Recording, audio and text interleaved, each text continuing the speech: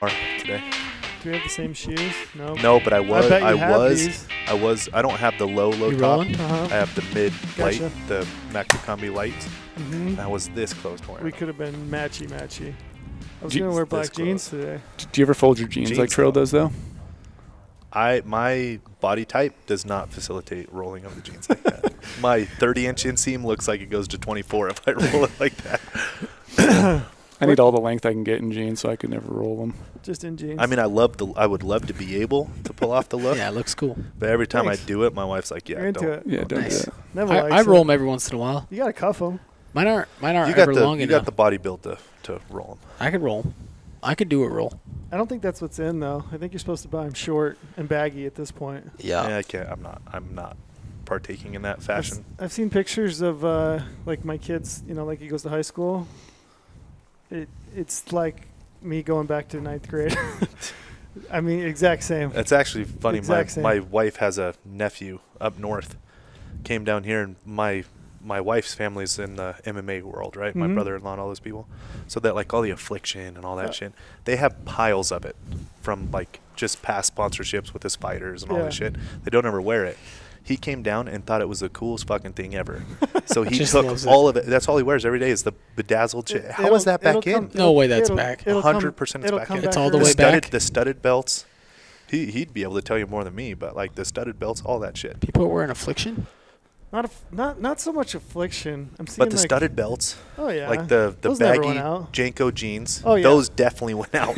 Those definitely went out. Yeah, oh yeah, Jinko jeans for sure. Those are back Yeah, oh, for sure. in a big way. Yeah, baggier the better at this Yeah. point. It's Oh, crazy. boy. When I was a freshman in high school, first day, size 40 jeans. Some airwalks. Do you have any pictures of this? I'll bet I could dig some up. We got to see this. Get some I need to airlocks. see some Some airwalks. Those are pretty stylish. I had size a- 40 jeans. I had a like a. His build and size 40 yeah. jeans. How do you even keep I those had- things up? I had a belt. I had a double X Stussy striped T-shirt. Dude, you were I was hip, kind of crazy. bro. He still is, and he's got the Birkenstocks I and was- the rolled I was- jeans. You're crazy, I was dude. with it. I'm gonna bring it back. I'm going back to it. Next time I'm down here, double XL everything. You got to show up like that. Okay. You should be that for Probably you should be will. that for Halloween yourself. Did you dress up? in freshman year? Did you dress up for Oh, Halloween? I didn't know Halloween dress up. Of all of us right here, you're the most likely to dress up, I'd say. I missed it. For sure. I'm pissed about it. I have a 3-year-old, so I have to. Did you dress up? Yeah. What did you dress up as? He's obsessed with Sandlot. Oh and yeah. Benny is like, he tells me to call him Benny. Mm-hmm. And so I was Squint's wife was Wendy Peppercorn. He was Benny. There you go. My That's pretty my little kid has a Sandlot jersey with his name on the back. Yeah, my son does. Really? Wears it all the time. PF Flyers, the whole deal. Yep. Wranglers, Oh, yeah. Roller Flyers. Wranglers, PF Flyers. The Benny Rodriguez jersey, Yeah, yeah. but it's his name on the back Yeah. every day. That's a movie that stands up. Yeah. Well, then here's the other problem. So he's into hockey, and we got him into D2 or all the Mighty Ducks. Benny, the kid, is Yep. in D2 and D3 Mighty Ducks. So now he wants to watch those because Benny plays hockey. But it obviously is not Benny. He doesn't understand that yet. Benny does it all. Benny does it all, man. Does it all. Hockey, baseball. He does so much that my wife and I had to look into his career, and he doesn't act anymore. But I figured he would have kept it. Damn it. Kept it going. He's gone. Doesn't have to. I just man. saw- He had I two, just he had saw, two bangers and he A Sandlot out. dog last weekend. a dog. The, Oh, you mean the big dog that It's chases? is an English Mastiff. Mm-hmm. Oh is that what it is? my Yeah. God, dude, that Bro. dog is so big. It's the beast. The biggest dog It's the ever. beast. Every time I saw it, I'm like, dude, I've never seen a dog this big in my life. It was 10 months old. Not even a year. Haven't you seen Sandlot? Yeah, He ate so many people they had to lock him up forever. that's him. What do you do with a dog like that?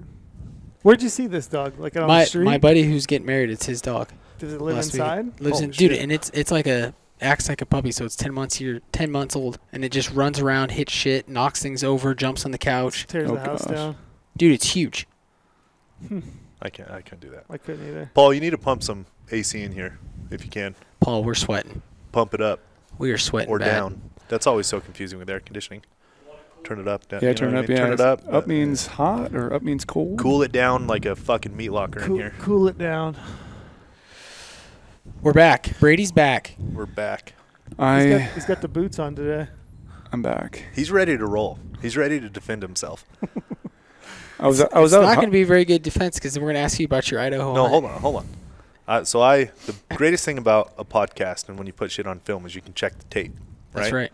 So I listened to that podcast because he mentioned to me Right when he away, first got first back. one. It's like, hey, I got a text. You guys are talking shit about me on the podcast. I'm like, hey, check the tape.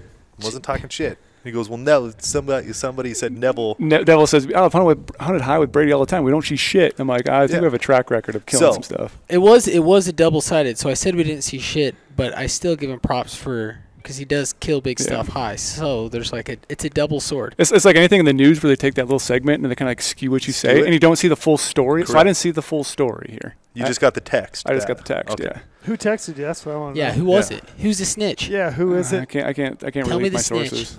Can't reveal his sources. It was Porter. No, but on that podcast, we were talking about how we wish you were here. It would have been a good episode. Like, Like, you guys were talking about my favorite subject. Well, then we said it's going to be even better because he's going to be fresh off of semi-late. Yeah, semi-late. However you want to define that, into the next podcast. Yep. So not only do you get to defend yourself, you also get to explain how the hunts went. Yep. And the Idaho draw is coming up December 1st. Yeah, for should we everyone. cover that too. first? Let's cover that first. For everyone who's That's a good point. whoever's thinking about it. Yeah, That's a so good point. when is this going out? Just go out either this week or next week. This podcast? Yeah. Oh, it's got to go out Thursday. Yeah, So we can- December 1st, for those of you that are listening. Today's Tuesday the 8th. We got to get it out Thursday. Tuesday the 8th, you got 3 weeks. About December 1st, Idaho over-the-counter general season tags will go on sale at 10 a.m. Mountain Time. Brady, what do we need to know? Brady, tell us everything. Since you love going to Idaho. I do. Have I gone that state before? You're already throwing my states under the bus and like calling them out. What state have you not gone to? I'm going to say the units. Just to see how fired up we Just can to get see you. mountain range units. Yep. I mean, I could say this area, and he would get pissed, and it's... Yeah. We'll just leave it at Idaho. You won't even know where it could be.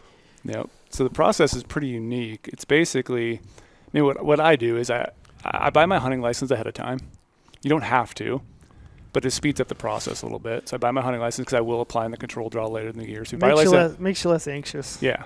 So I get that done ahead of time, or I set mine up to auto renew, so it does auto renew on December 1st. $185 for a non-resident. So I get that out of the way, and then what I do is because like 10 a.m. Mountain Time. You basically get in the system. So you can log in ahead of time. Doesn't matter if you log in 5 minutes beforehand, an hour beforehand, you put into a queue. A little waiting room basically. Mm-hmm. Purgatory. Yep. And you just wait there. And so like some people say like, oh yeah, like you should log in as early as possible. We've had guys at the office who've logged in literally 3 minutes beforehand and they get a better number than I do. You guys logged in before I did last year. Yep. I logged in about 15 minutes. I think you were maybe 5 or 10 minutes ahead of me. Mm-hmm. And I got a better spot in line than you guys did. So we can debunk the... Yeah, it totally doesn't matter when you go in, because once at 10 a.m., everyone who's been in the system already will get randomized, and you get a random number. And so they go off the top number. I always want to know what it feels like to be number one. Who is number one?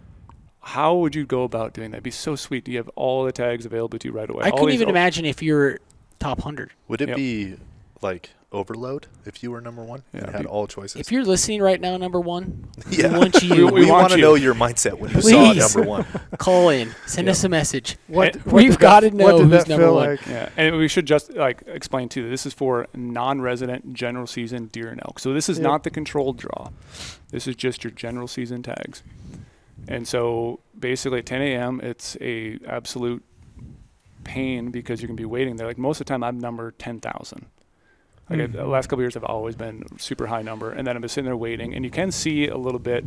They'll update on the page. You don't want to leave the page. It says you can leave the page, but I always make sure I leave it open on my computer. Don't do anything else. I want super fast Wi-Fi. So let it sit there, and it'll show you down the bottom which tags are selling out. A lot of the good elk tags will sell out right away because most people are picking up elk tags. Yep. And then once your number hits, it'll like count down. Your little like person on the screen will get all the way to the end. It estimates you have 2 hour wait. There's a 5,000. The worst part is just looking at that stupid screen. That stupid screen just barely moves. It's like the old school of just like a little guy walking. Oh, and he's constantly on a walking. line. Yep. And so once you get in, you have your opportunity to jump in, just pick your unit that you want to do, buy your hunting license at the same time, and check out. And the problem is with the system is we've had it crash quite a bit. Like, Neville, you had it crash when you went to the checkout portion. Yeah, the first year we did it, I was in the checkout. You literally had your tag selected in your cart. You went to checkout, and the system crashed and kicked you all the way back out, and you had to wait again. You had to go back in line. The other issue is you're not really able to purchase permits as a group. That's my biggest complaint as well. So all those families who have been this elk camp forever in some whatever place, like if you and I wanted to hunt together trail, you had a better number than I do. I was way back in line. We're not going to be able to hunt together because you can't party out. Yep. So it makes it very hard for families, friends, other non-residents to try to get a hunt camp together. Let's touch on a few things before we go too deep. Deer, you have to pick your unit. Have to pick your unit. It's no longer a zone for non-resident. Yep. That died. That opportunity kind of tanked. What, a year and a half, 2 years ago? 2 years ago. For elk, you can still, as of right now, you can still purchase a zone tag, and you can hunt any unit that's open during the seasons in that zone. A and B tags. What do you know about those? Difference? I don't look at anything about elk. You don't? No. So A and B. It's true to his name. Yeah, Gotcha. So A and B. A tag is typically an archery tag, archery or muzzleloader, different season. B tag is your rifle arm, your firearms, rifle arms. Did I say that? Sounds cool. Fire. I got rifle arms. I definitely don't have rifle arms. So yeah, those are your rifle permits. So that's something to be aware of. How do you attack it? I basically utilize filtering 2.0 a lot beforehand. I go through, I save some of the hunts I want in filtering 2.0 which we should touch on. Brand new feature to GOHUNT Insider. Yep. You can save compare it. So basically you want to go through and you want to kind of create a list. You might want your top 5 or top 10 units because you never know when those are going to sell out, the ones you're going to be looking at right away. So you want to have a backup plan right away. And that's why going into this, it's very beneficial to have an insider membership. Jump into filtering 2.0, select Idaho, select mule deer, select what your criteria is, start diving in, read that terrain. Is that terrain going to be conducive to your hunting style? Or you're the type of person who maybe wants more ATV access, start looking around at that, and then jump over to GoHunt Maps as well at the same time and look at that unit, look at the public land, see if there's potential for animals in that public land in said unit. Mark that as your one choice, your two choice, your three choice. What's your unit? Which one was that? All of them. All of them I can get a tag. How many do you have on your list before you go into the Idaho draw? Like how many options? How deep do you go? I probably go 5 to 7. Like I know what I want, and when you get in, what number are you usually at? Like in the waiting period, yeah. I'm always at the 10,000 number, so I'm always. But just like stressed. from down on your list, do you ever get your top option? No. Yeah. You haven't yet. Number one, we need to know what number one is thinking. Have you panicked yet? Have you got to? I panic every time. I know, but have you got to the screen where you got your opportunity to purchase and none of your top 5 were on the list, and then you're just like you're in panic mode? I just don't know what to do.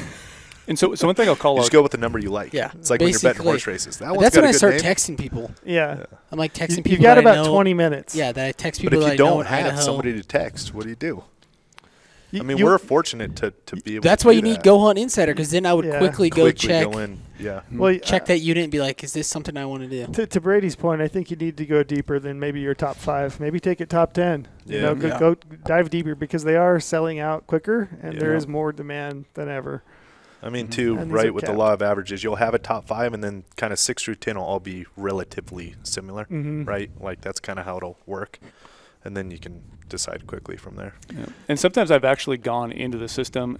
This happened more so on the August one when you could pick up a second tag, where I got in. It didn't show the units that I wanted were not sold out yet. I look at the list, and it showed all the tags were not available to me. It had them all grayed out. I was like, there's no way that's possible. So I clicked refresh, and luckily it didn't kick me out, but then the units popped up again. So it's like a little bit of an error on their side. Like I got into the system, went to look at the tags, it didn't show anything. I did click refresh, and boom, it populated my list. So sometimes that happens as well. You might want to refresh the screen to see what the units available are. If you get kicked out, don't blame Brady. Yeah, don't. I would not refresh unless you have to. Call Brady. His number is. Message him. Brady, tell me. Speaking of, you know Stetson Bennett for Georgia? So Georgia just played Tennessee. Yeah. Tennessee got a hold of his cell phone number and leaked it, and we're crushing his number. Like, you're right, like, you know, sports hall for the mind games. That's a little, I mean, come on. Somehow So the first touchdown he ran in, he gave the call me sign. Fucking gangster. Yeah. Torched him. Awesome. And then crushed him. Crushed them. Absolutely brutal. crushed him. Tell me about control hunts. So you mentioned control hunts. What's a control hunt in Idaho? And tell me, Is buying the hunting license, even if you don't buy, let's say that you don't get an over-the-counter permit on December 1st. But you already bought your hunt license? Yeah, what can you do with it? You definitely want to then apply in the control draw later in the year. So the control draw is more like basically I guess you could say like your limited entry type stuff. And that's a totally separate draw. And those are like, so if you already had an OTC tag and you did a control draw, you have an option to turn in your OTC tag for the controlled one later on. So it's like, if you buy your hunt license and you still get an over-the-counter license, it's very beneficial. You might as well apply in the control draw because you're more likely it's going to be a higher quality hunt because those tags are going to be limited for both residents and non-residents. So there's going to be less competition in the field. Yep. And then you can do elk controlled, you have deer controlled, you have your sheep, moose, and yeah, so you have to pick. So if you apply in Idaho and you apply in the control draws, you can apply for deer, elk, and antelope. So you can apply for all three, or you can apply for one once-in-a-lifetime species like moose or sheep. I like that. I like the way they do that. You have to pick and choose. I like the fact that you can apply for all three, deer, elk, and antelope on a control. And then picking the one. And then pick the other. I like and consequently, I mean, that's why we'll probably talk about it more once the control draws open up, but that's consequently why you have better odds for some of those other species like moose or sheep, is because you can only apply for that one species. It siphons off the public into those. Yep, it does. Yeah, it's interesting. I do like that. Yep. So yeah, if you I always say buy your hunt license at a time. If you're a guy who really wants to go to Idaho and you want to apply in control draw later, just make it easy on yourself. Yeah. It's already stressful enough going into this OTC general season like non-resident deer tag sale. So I just make sure I have all my ducks in a row before I jump into this. Yep. The last thing I would say about Idaho that I find interesting and I like it actually is that you can actually return an over-the-counter permit that you bought. Yep. You've got till April 1st. You can return that and get 75% of your costs back. You've got, I think, April to June. You can return it and get 50% back. And then July to about September, I think you can get 25% back. Past September, it's yours and nothing back. So that is nice. It does make it nice because you can put a permit in your pocket for 2023. You can go through quite a few of the other states' draws and see what lands. If nothing sticks, you keep your permit and go hunting. If not, you can return that thing back. And you're going to eat some money, but at least you're guaranteed you have a guaranteed hunt. At least hunt. You have a guaranteed hunt. And even if you are last in line, there's going to be something. Yeah, hopefully. There'll be something terrible. And the nice thing too, like even if you don't get your tag on December 1st, let's say you're busy or working, like that's another thing that's kind of hard too for some of these people who are over-the-road truck drivers or people who have construction jobs. They can't be on their phone the whole time because you could do this on your phone or computer, but you have to dedicate some time to this. So if you miss out then, Idaho does have, I think it's like 9 other return tag sale dates, and then it's the same sort of process. You'll see the list on a Tuesday, and then that Thursday at 10 a.m. Mountain Time, those tags will go on sale. So you do have other opportunities when people do turn back their tags. A lot of times it happens when other draws come out. Yep. It gets substantially less and less, though. Yep, there's definitely less and less tags throughout the whole process. And then once August, usually it's like the 5th of August, you can do they have another opportunity where residents and non-residents could pick up a second tag, and then it's open for people to pick up their first tags as well. Yeah, I think last year I was on there for 5 hours. Yeah, we were on there. Yeah, I was sitting in line for 5 hours. Yeah. So you do. That's what I mean. It's hard. Like you have to have I didn't do it last scheduled year. out time to just like sit there that's with a your lot. computer. That's dedicated. Yeah, hopefully you work at a desk that day. Yeah. And you could just leave a window open and continue working until you see your chance pop up. Yeah. Or if you can take the morning off, like somehow you have a job that can do that. Like it might be beneficial if you really are dedicated and want to make a hunt. Like it's a good way to do it. And it's nice knowing that you have a tag in your pocket. Yeah. It's always good. The insurance of knowing you're going hunting. Right. It's a great feeling. Especially and before the year's even over. Yeah. I mean, you're going hunting in 2023 and 2022. It isn't even the sun hasn't set yet. I believe the tag costs what, $351.75 or something like that. Yeah, and you're $641 or $6 something I think for an elk tag. $653. I can't remember off the top of my head, but it's never done it. Odd numbers. Wonder why the odd numbers. I don't know. It's really interesting.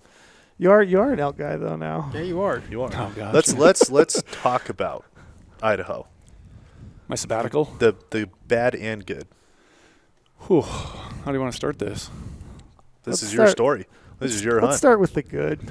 Let's start with the good. The good. Well, the good thing is... I always start with bad first, personally. Okay, let's go good. Let's go. I mean, that's you. He wanted to go good first. We're supposed to be in sync. I know. We're wearing the same. Same hoodie today. I know. I got your text message this morning to wear it, and I did my part. This bear keeps following. This bear. I feel like I'm getting constantly attacked by a Trail's bear. consistently getting attacked by the bear rug. You like it? Just out of the corner of my eye, I see a bear's mouth. That leads us right into the good. Yeah, that is the good. So the good part is Idaho allows you with a non-resident deer tag, non-resident elk tag as well. You can downgrade it to a mountain lion, wolf, or black bear when you're out deer hunting. Which is super cool. Very I love cool. that. I think more states should take advantage of that. It's awesome. I agree. Especially when they're wanting to manage some of these predators for Yeah. whatever reasons. They're high populations. They know they can do that. They know they can sustain some opportunity harvest. Yeah. Basically what is an opportunity harvest. You're just glassing up an animal and decide to burn your tag on something. And it's very, very cool.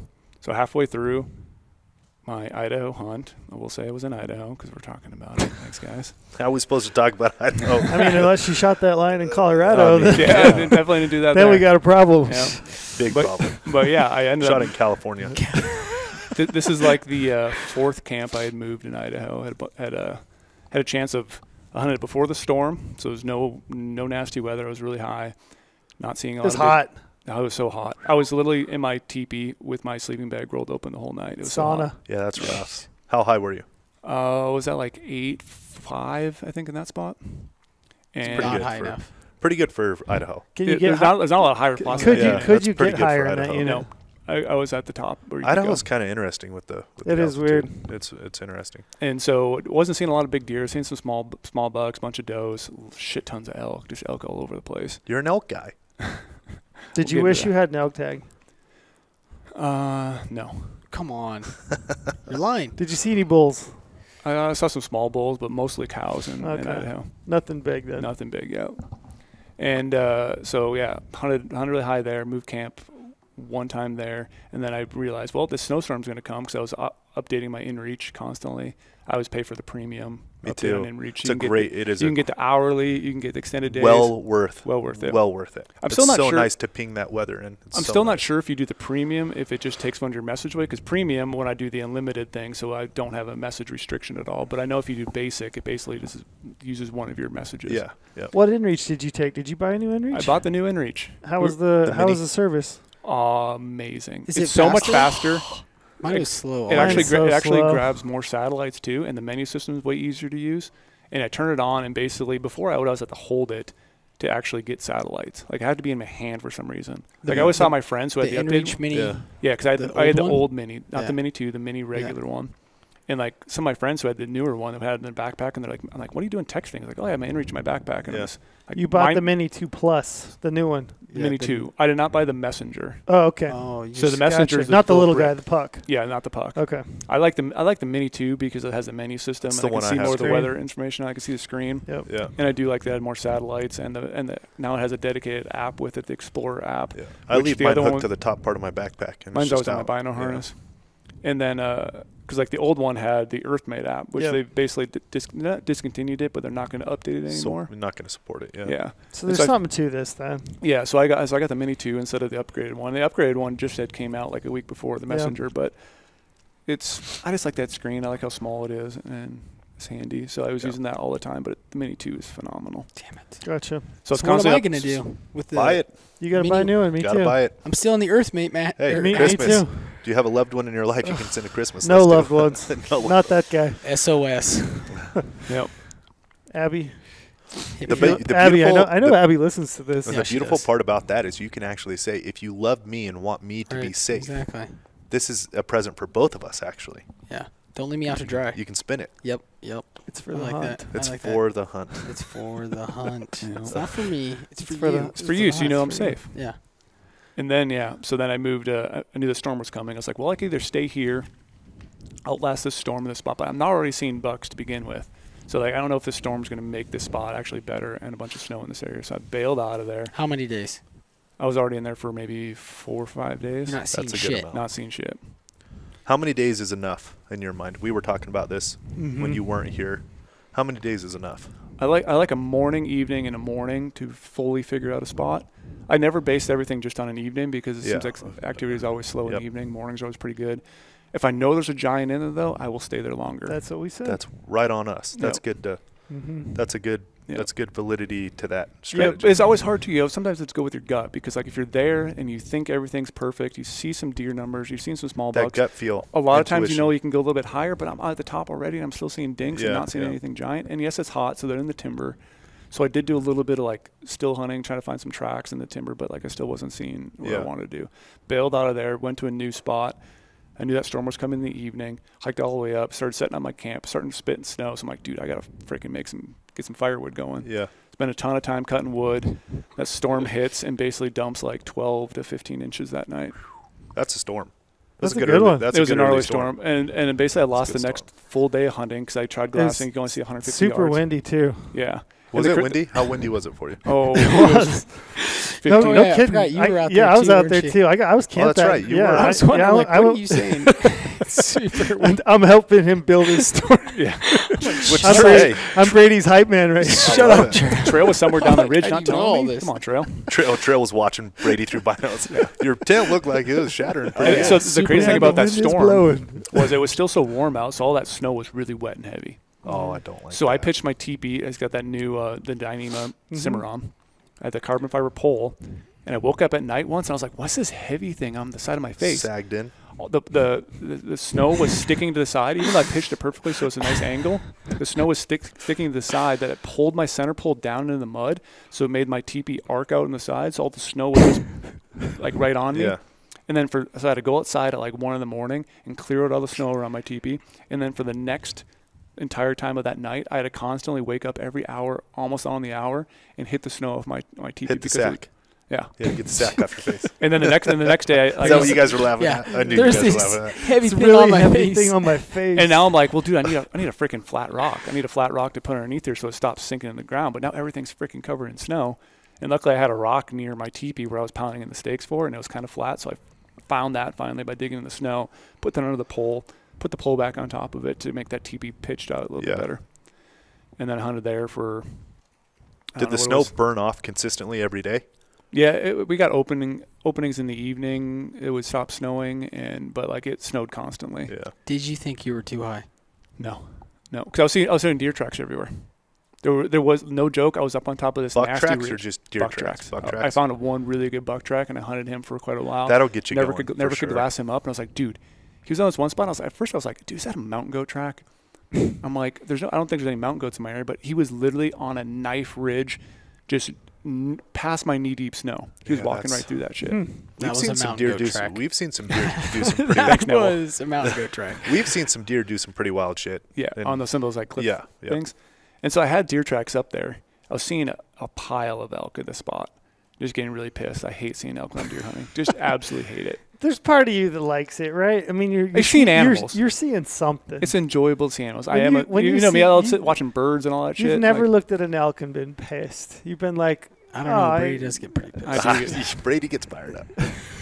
Like, I don't. You feel a warm hug when you see one. But I don't like seeing them in the same area of deer. They don't like obviously outcompete each other, but I don't think they enjoy each other. You know. They're not best buds. They're not best buds. That's valid. I think so. I would agree with that. That's valid. Yeah, so like I see elk. I don't think they intermingle very well. And the thing I hate too about seeing elk is I always know there's going to be some freaking elk hunters nearby. I did not see any this trip though, but I know in the back of my mind there's going to be some hunters that are going to come in and hunt it. They're going to blow through all my deer and spook them all out. That's the Colorado special. Oh yeah. My experience in Colorado, if you're seeing elk where you're trying to hunt deer, you're going to be crushed with people.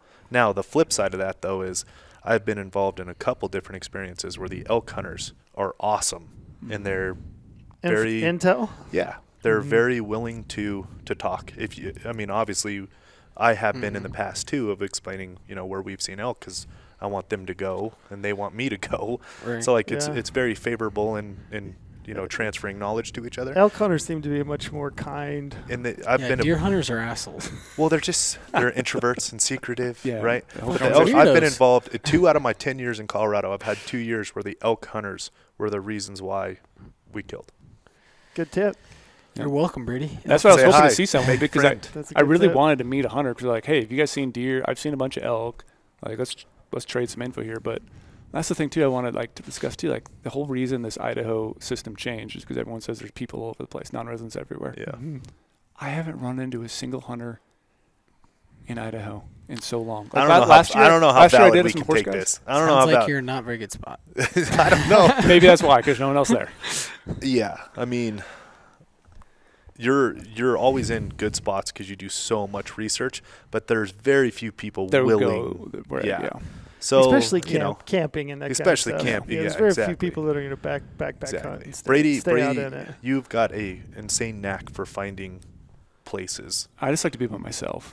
I know you could kill deer closer. I know you could see some more deer, but I like the experience I get when I go as far in as possible and hunt deer how I want to hunt I can understand that. Fully understand that. And that's why I know there's definitely deer other places, but it's just like I love that adventure style. I love the struggle. I love waking up at night with the snow.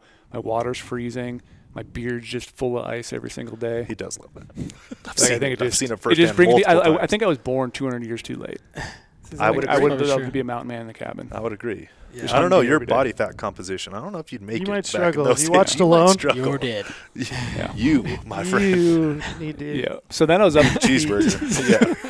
So I was up there for a few days, and I was also getting frustrated too because I'd go out and make these tracks in the snow, in glass these basins, not seeing anything, and I'd come back on the same track line, and there'd be freaking deer tracks on my tracks. Like they'd be using my tracks to like navigate. I'm like, where the frick were these?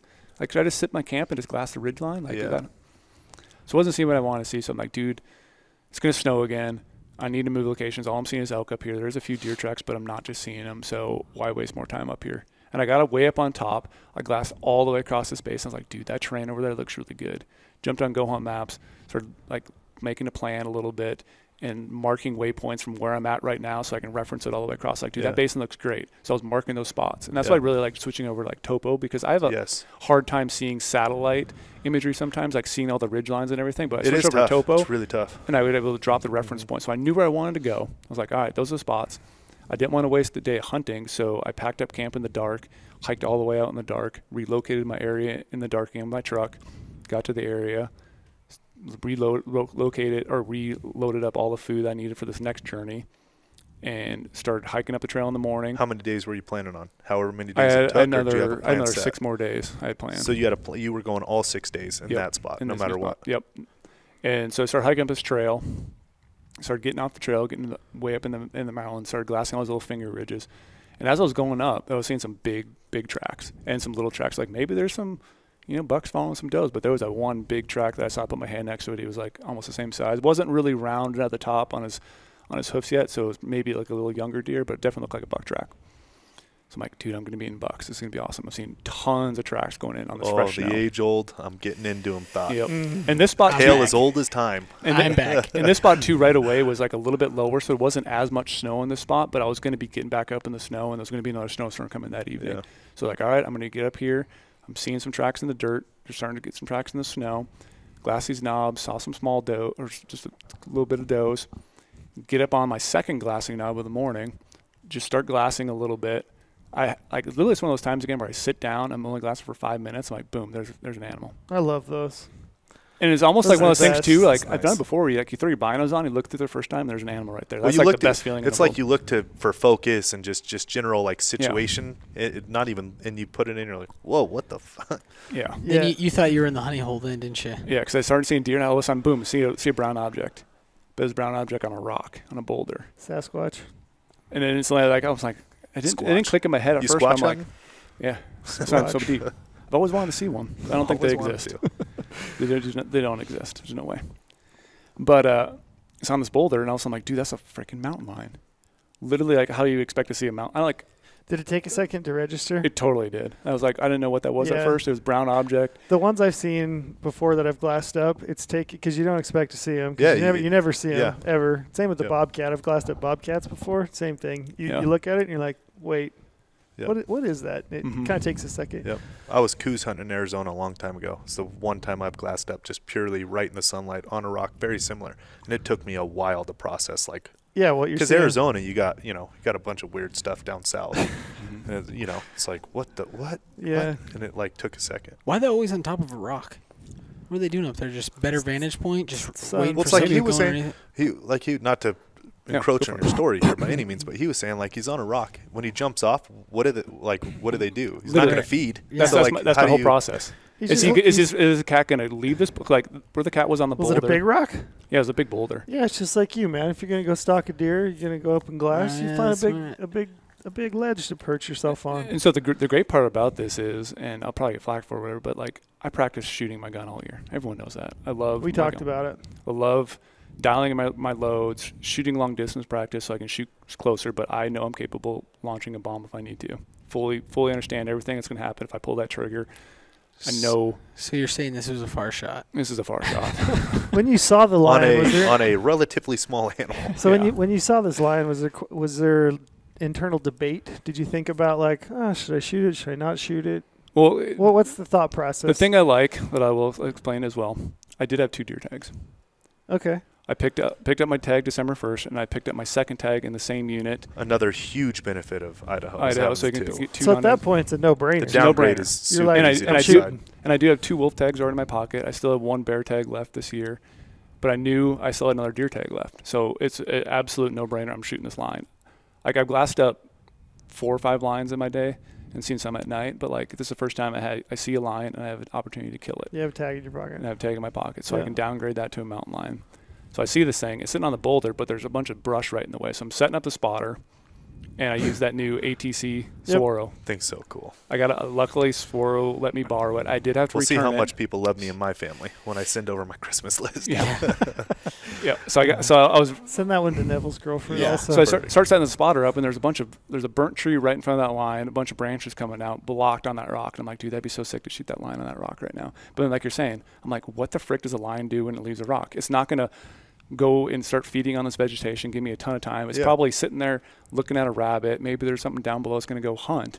And I'm like, maybe it's going to go climb a freaking tree. Like, I don't know. Like, what do cats do? They're always moving when I see them. Yeah. They're either laying on a rock or they're moving. I've glassed them moving, but the one in Arizona is the only time I've seen it, like, not moving. So it took a second because it's, sitting chest facing me. I'm like, what is that? Because every time you can see the tail, it's like different when you see him moving, and it's not as like jarring to see him moving and being sneaky. When you see him just like there on a rock, and then you're trying to figure out how to shoot it. When he was telling me that, I'm like, fuck, that's a good point. Like, what do they do? He's not going to jump down and start feeding. And I always heard too, like you see a lion during the day, they're hunting, right? Like they're probably otherwise they'd be chilling, waiting for night to actually hunt. So maybe they're in the process of hunting something. Like, this lion was like looking around down in the brush and stuff like that. I'm just getting set up. I'm on my gun, not doing anything, still on the rock. I'm moving back to my spotter to make sure everything's good. And then finally this thing hops off the rock and starts taking a few steps over. Like, oh shit, it's gonna happen. Went over back to my spotter, click record on the digiscope because I'm solo. I'm just trying to do this all by myself. Get on the gun. This cat moves a little bit. Stops. I'm like, oh yeah, I got this. Had the range totally dialed. Already had the wind dialed. And I don't know if Are you prone? Yeah, laying down. I'm laying in the snow, just absolutely frozen. I took my little stealthy hunter glassing pad, trying to put it underneath me a little bit. My legs are I'm shaking.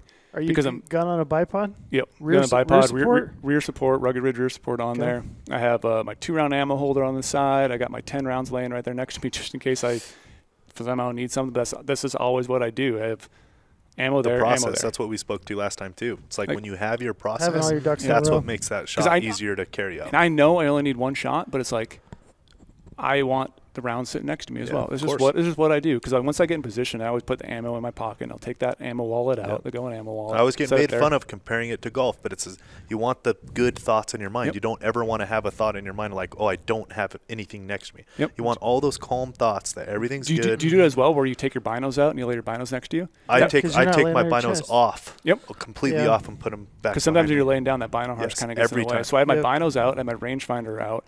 I was just clicking the range, making sure it dialed to what I need to do. It was a poke. How far? When you 706. Yeah, 706. That's not far for you. No, and it's 300 rum, and I know this thing just crushes. It crushes Here's everything the thing. I aim at. You can't define, like if you can't define, like how far is too far, because it's different for everyone, right? So like, that's not far for you. No, and the thing is too, like. That's why everyone's like, why do you carry a 14-pound rifle? Well, because I trust it. I trust when I lay that gun down, it's so steady. Everything's just perfect. All my loads are perfect that I know when I get behind that gun, I am ice cold, and that animal is literally dead right there before I even do anything. You got the proof. That sounded pretty icy. He's got the proof because he showed me the kill shot today. Yeah, I saw it too. So like, you can't argue. Oh yeah, you can hate on guys who shoot really far and practice all year, but they're just honing their craft a little bit differently. You could hone your craft by being the best horseman, by being the best person stalking, but I want more tools in my toolkit. So this is just another way that I know I will kill an animal by being very proficient with the rifle, that no matter what distance, as long as I know the wind's the hardest part, but I know when I lay down, I'm going to kill that animal. And so I knew that this cat is dead. And I have a perfect opportunity. So I start walking over a little bit. I'm on my gun. Just everything's just calm. I look at my finger position. All that stuff's perfect. Bubble's perfect. Cat stops. Squeeze the trigger off. I did actually remember to put my earplugs in this time, which I'm very proud of. I usually always forget that. Because in the heat of the moment, I was grabbing everything out, and I was like, dude, there's my earplugs. Got to put them on. And Brady can't hear. I can't hear because I have shot my gun too much without it. Yes. And like even yesterday, Neville, when you were in my truck, you were like, let's go here to eat. And I'm like, what? What? That's the first thing that comes out of his mouth every time I talk to him. And we were watching the new Game of Thrones, The House of Dragon last night. And you guys were? Yeah, we're chilling. And these guys. You guys were nerding out last night. Do we even out with each other? We're riding each other's dragons. And I'm like, Neville, you notice I have the captions on? He's like, yeah, I know you're deaf. I have the closed captions on. They are hard. It's that bad already? Snap. For real? It's legitimately that bad. You also have closed captions? You also have all those accents. Do you have tinnitus? Where your ears ring constantly? All the time? They ring when I'm out in the field. But it's really calm. I can hear them ringing. I have tinnitus. Full Can we fix that? So there's a couple people working on cures for it, because it's essentially a disease, I guess. Tinnitus is how it would be defined. I don't know if you guys know. You about guys that. got diseases like Meniere's disease and tinnitus. It's brought on by constant degradation of your middle ear, and so I don't know. I mean, I would imagine all the other shit I used to do when I was young is why I have it. But that's why I can hear decently well, but my tinnitus is through the roof. Like, I just constantly hear ringing. So, yeah, I'm glad I have my ear protection in. I'm on the gun, getting ready to pull the trigger, like I said, or press the trigger. And I'm looking at the... Not pull. You're pressing. Pressing like Wait, what? You hear him? He said, he's like, I'm getting ready to pull the trigger. I mean, I press the trigger. Yeah. So like the way you shoot... You don't pull a trigger anymore? No, the way you're supposed to shoot a rifle is basically like, you're typing on your keyboard, you're just like tapping the little buttons. Yeah. It's that same pressure when you push on the trigger. That's why I shoot a really light trigger, because I can just feel everything. Yeah. That's offensive. You can't say pull. Like back in what's the movie? Was it Platoon, or when the sniper ones were like carving their finger a little bit to make more sensitive? Right. Like I've always thought I really want to do that, just like feel the trigger more. I don't doubt you would do that. I'm actually surprised you haven't done that. Yeah, just what do you do to your finger? Be more dedicated. Take a knife and like shave your finger a little bit so it's more sensitive. You know how you can feel that. You feel the pain. Outer layer of your Wouldn't skin. that just build up a callus and make it more? Right before you're gonna do it, maybe. Like just take a little knife. Oh, just right then. So you get out of the gun, you cut the end of your finger, get in the gun, pull the trigger. I mean, press the trigger. Press the trigger. Press. It's offensive. Press. You can't say pull. Yeah. And so I had my hand. I wasn't aware of this. So I had hand position perfectly. Pull a little light pressure into my shoulder. I noticed the brush right where the mountain line was going a little bit more left to right than I thought it was. So I gave it a little more MOA. I think it was like 2 1/4 MOA to the left at that distance. So it's like 14 inches. Sent the round, instantly heard it impact. And through my scope, that's another reason why I like a heavy gun. Doesn't move. I literally watched that bullet vapor trail hit that cat by myself. think that's the most valid thing for a heavy gun. So I'm solo, so this is all important. That's why I also did scope too, so I know everything that's going on. And saw the cat roll. Didn't know exactly what happened, but I saw him roll out of the screen. Instantly jump up. I'm just freaking just shaking like a leaf. Like I'm so excited. It is pretty cool for an opportunity lion kill. Cool. That's really awesome. Like never thought this would happen. I wonder how many self-filmed opportunity lion kills are out there. And it's pretty wild. Should we roll the tape on this right now? Will you give us the footage? We should put this in the podcast. We're gonna roll the kill footage. Roll tape. And the cool thing is, I guarantee Check the tape. I guarantee it. I'm the first person ever to record a mountain lion kill with the Swaro ATC 17-40 sparring scope. That is true. Write that down. How many other opportunistic lions have been killed already this year with a rifle that's not been gone with dogs? How many people have that scope in the first place? There's like none. Yeah, how many? Yeah, and I was very fortunate. Zero. I'll say I did Brady. borrow it. I borrowed it. I had to mail it back. Hey, there's benefits of being Swaro Dealer of the Year. That's right. Yeah. There's big benefits to that. Go on. Had a baby Cody Nelson. That a baby, Cody Nelson. So need a battery change? 1 second, Brady. Okay. We're out of battery on the Deep camera. breath. And break. Deep breath here. We still got audio though, right? Yeah, we still got audio. We just got no footage for a second. Gotta have. Is this the point especially if we're gonna check the tape. This is the point in the YouTube podcast. This is where we're gonna roll the footage of the mountain lion. It took quite a. That's a good idea. It took quite a tumble. So if you're watching right now, Brady's probably setting up the mountain lions. Yep. Walking. I mean, proof's in the pudding, man. Like, and it's really cool too because it's very crisp footage. So I had the spotter zoomed out because I just wanted to make sure. I didn't know if I was going to lay down and that mountain lion was going to move and I had like relocate. I wanted to not jump back to the spotter, so I had the spotter zoomed out. Yeah. But the cool thing with the spotter zoomed out is you can literally see that vapor trail the whole entire way to impact that cap. And it's awesome. It's pretty cool. Did you guys see it? You guys seen it? Oh yeah.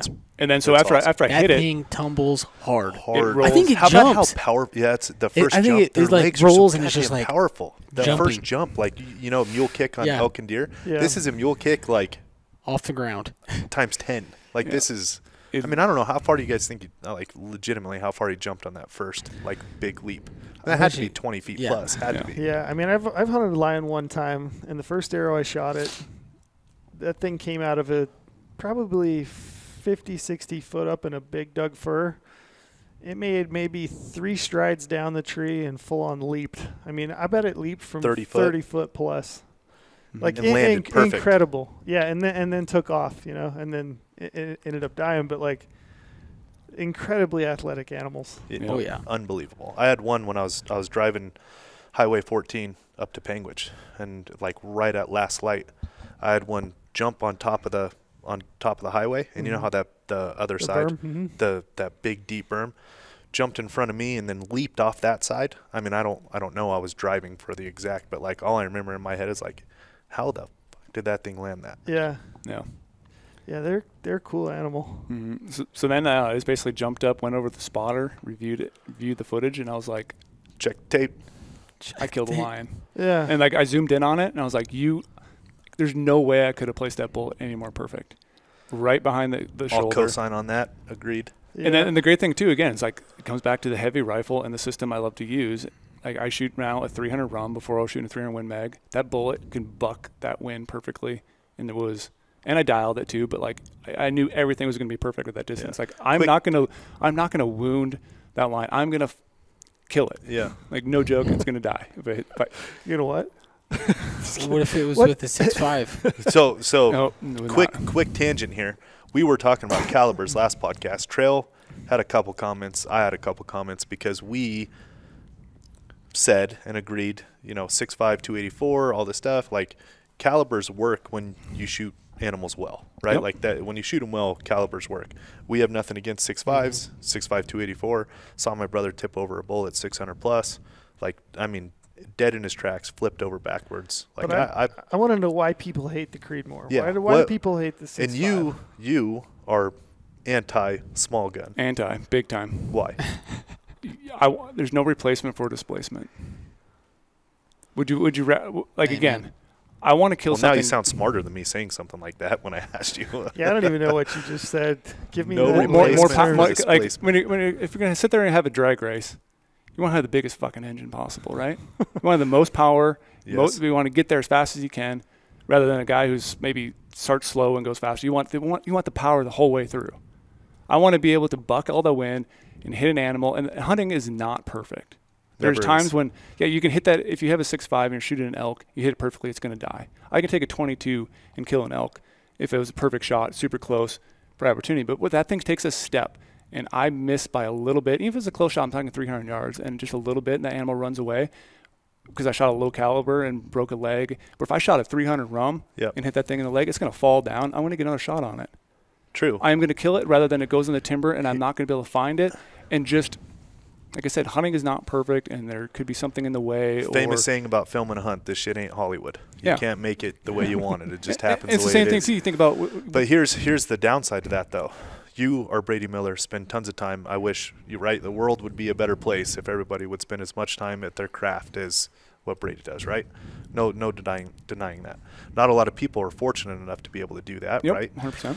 Other obligations, not as easy for them to do all this stuff. Trying to get components to reload is impossible. Yes, and there's just other factors in other people's lives. They don't work for a hunting company, for one, for starters. For two, families. For three, who knows what else they have. Maybe they live like, Vegas is a city, but it is so easy to get out of the city here. It's really not a true city. Mm-hmm. So what we were talking about is like his son Scared of the gun, yeah. Scared of my 28 Nosler. You know, doesn't shoot that gun accurately at all. And that's where it's great. That's what I would say. To death of it. That's what I would say too. Weenie. Buddy. Oh, buddy. You need to toughen you guys up. You and Lando can have a wrestling match. You need to toughen him up. I know somebody. Hey, said that. Next podcast. Next podcast. Landon. Next podcast. Get in here, Landon. I will. Lando. We will go to the UFC PI. I will make a call, and we will get into the PI. I'm putting money on Lando. Let's go. We got to do that. This is brilliant. Should we just have boxing matches? We're making content inside content right now. And I wouldn't take that one down. And that's a totally valid point, and I totally would. I would agree with the statement fully. But that's also where my heavy rifle comes into play. Like if he shot my gun, it's no different than shooting something else. And I have a nasty break on my gun where it does suck if you have a friend or you're on a guided hunt. And like it would be painful for a guy who does not have ear protections next to you because it's going to rock your ears. Or you go to a shooting range, you have a metal overhang. People get pissed off when you shoot big giant breaks. But I shoot them because then it tames all that rifle down, tames that recoil. That recoil is coming directly back at my body. My body's absorbing it all, but the weight is also absorbing it too. And I will sit there too and dig my bipod and dig that rear rest in, make sure everything's stable. So the point where I could literally probably walk up behind my rifle and just tap a trigger and kill an animal still as long as it was on it. Because that's you spending time in that. Yeah, right? But like if you put a big nasty break on your gun and tamed it down a little bit, I bet it would be a little more shootable. But it's still it's a preconceived. It is like if you I'm got a scared weenie for once, always comparing shit to golf. I get it, but it's like you can't have a negative thought in your mind before you make the shot. And if you hand somebody a gun just by the name itself, if they're scared of this is a 3 and it's 14 pounds and it's a 300 mag, or like these words carry weight, right? It's like these hunters who don't get to do it a lot. There is a give and take to comfort with the gun, as far as the no replacement for displacement, as Brady Miller is famous for saying. But right, like there is and this is why, personally, why I support the smaller calibers is because understanding that not everybody. And it's just that preconceived thoughts. You can't have any negative thought in your mind before you pull the trigger. And that's where it comes down to like long range shooting is immoral, all that stuff. No, what's immoral is if you have negative thoughts in your mind and you still take the shot. That's how I define as that's past your limit. If you have a negative thought in your mind before you're pulling that trigger, pressing that trigger. Yeah, if you're thinking maybe I'll make this shot. Maybe this is going to work out. Maybe there's a chance that this will hit where I think it should. That is immoral. And that is if you get on a gun and you are scared of it and you're scared you're going to get scope eye, I've heard people do that before, and it's like all those thoughts, like you're saying, are rolling through your head, and it's making that situation uncomfortable. And then your breathing's going to increase, and you're going to start to get worried about it. Then you're second guessing yourself, like I'm going to pull this trigger, I'm not going to see it, I don't know if I'm going to hit it because you're scared of the gun. If you're scared of the gun, you shouldn't shoot a big gun like that. Correct, and that's what we're saying. Yeah, and it's also too we win. It's also too like we win. We win. I'm pretty sure we just won that argument. Here we go. Another argument though. Like when you're waterfowl hunting, do you shoot a 20 gauge at geese? Listen. Now we're splitting hairs. Do you shoot a 20 gauge at geese, or you can shoot a 12 gauge, or are you going on a big goose hunt? You're going to bring a 10 gauge because you want to kill that thing. There's you can't kill it more dead than dead. So might as well shoot. But we already won. Don't be scared of the gun. We already won. Have you ever been scared of shooting a gun? No. Like of the recoil? That's easy to. The bullet's already gone. It's so easy to sit here and say that. It's so easy to just go shoot one, then you'd be like, that wasn't that bad. Okay, but that takes time and effort and practice, and not a lot of people have the time to go dedicate to getting comfortable behind a gun. And it's where I think it's more talking about I am very hard-headed. Being scared of a gun. Like, what's the worst that's going to happen? It doesn't even kick that bad. What's the worst that's going to happen? But it all comes down to the person. Right. Like I am very stubborn and very set in my ways when I truly believe something. And like that's where my head's at. Is if you have negative thoughts when you grab that gun, that is not your gun. Yeah. Go get a different one. It doesn't matter whether you don't like the noise, whether you don't like the weight, whatever it is. If you have a negative thought when you're behind the gun, don't shoot it. And even too, I'll throw something in there. Like if I was a type of person who was maybe against long range shooting, long range hunting, whatever it is, and limit myself to 300 yards and maybe. But here's the thing: you can't define long range hunting. Why is the definition of long range hunting 300? But even if I was like a person like wanted to shoot, is like that the definition? I don't believe it. I don't think there's. But even you if I can't define it. I believe long range hunting is if you have a negative thought in your head that maybe I'll hit it at this range, maybe whether it's 200 or that's too far. 1200. That is you are now in long range, which should be practice only, right? Like you were in that range. If you at 704, 706, that's not long range. Right? Like, you can't define it as that when. And like I said, even if you're shooting something close and you're going to shoot a 243, 6.5 Creedmoor, and maybe it's a hunt of a lifetime for you, you've literally saved up your entire life savings to do this, your vacation, everything. Why leave it up to chance by shooting something that might not knock that animal down? Because again, it's hunting. You never know what's going to happen. I don't want to shoot a 6.5 Creedmoor. Because you might not hit him in the first place if you don't like the gun. If you don't. Yeah. That's the point. That's the point. We win. We win. We just won this. I like forgiveness, Brady. I'm with you. Yeah. It's like this. It's like the same thing when the more forgiving, the better. Yeah. Is this because you guys watched, what was it last night together? Game of Thrones. In Spoon? They were riding each other's dragons. So now riding each other's other's shooting cannons. But I just think there's it's a nice thing, again, we come back to, like we talked about with Cody Nelson, we have choices in hunting. You can shoot what you want to shoot. You can become comfortable what you want comfortable if you have the time to do it. But to me, I owe it to that animal to literally kill it as fast as I can. Absolutely. I freaking hate hitting an animal and not killing it and not knocking it down. It literally breaks me apart to do. That's why losing that archery deer destroyed me. Yeah. And so if I shoot a big gun, it's going to literally knock that thing down because of the shot, because of the perfect shot. Yeah. And I know it's not going to get away if I hit it, it's going to fall down. I'm going to get another second shot on it. I do. And I will do it the animal justice. I do agree with you that you should work your way up as you can. Yeah. As you can. It's a good point. You should work your way up to, it's when you can't define something, it's very hard to put a number on it. Yep. You can't define exactly what it is. I don't think anybody can, right? There's a lot of big guns that do great things, but you should work your way up to a responsible, define whatever the fuck that is. 50 cal. Yeah, right? Yes, it's so hard to put a number on it, but yes, you should, I think too, not having kids, right? You have high levels of experience with kids. Mm-hmm. I do with my cousins. I have my son himself. So you start to think through these things about working them up, right? And that's where I think that comes in. So you just take the gun that gives you good thoughts. Yep. But I do, working your way up is a good way to look at it. I think it goes into because just like what my dad always taught us when we were younger, we instantly started on something smaller, but we jumped to 300 Win mags instantly. My whole family hunting whitetails in Minnesota, they shoot 300 Win mags. Yeah, that might be considered overkill, but again, you can't. It's just perfect for what to your son story, it just popped in my mind. My Aunt Betsy drew a Henry Mountains deer tag. What year was that? That was a long time ago. It's been a while. Yeah, I don't know. God, that was a long time ago.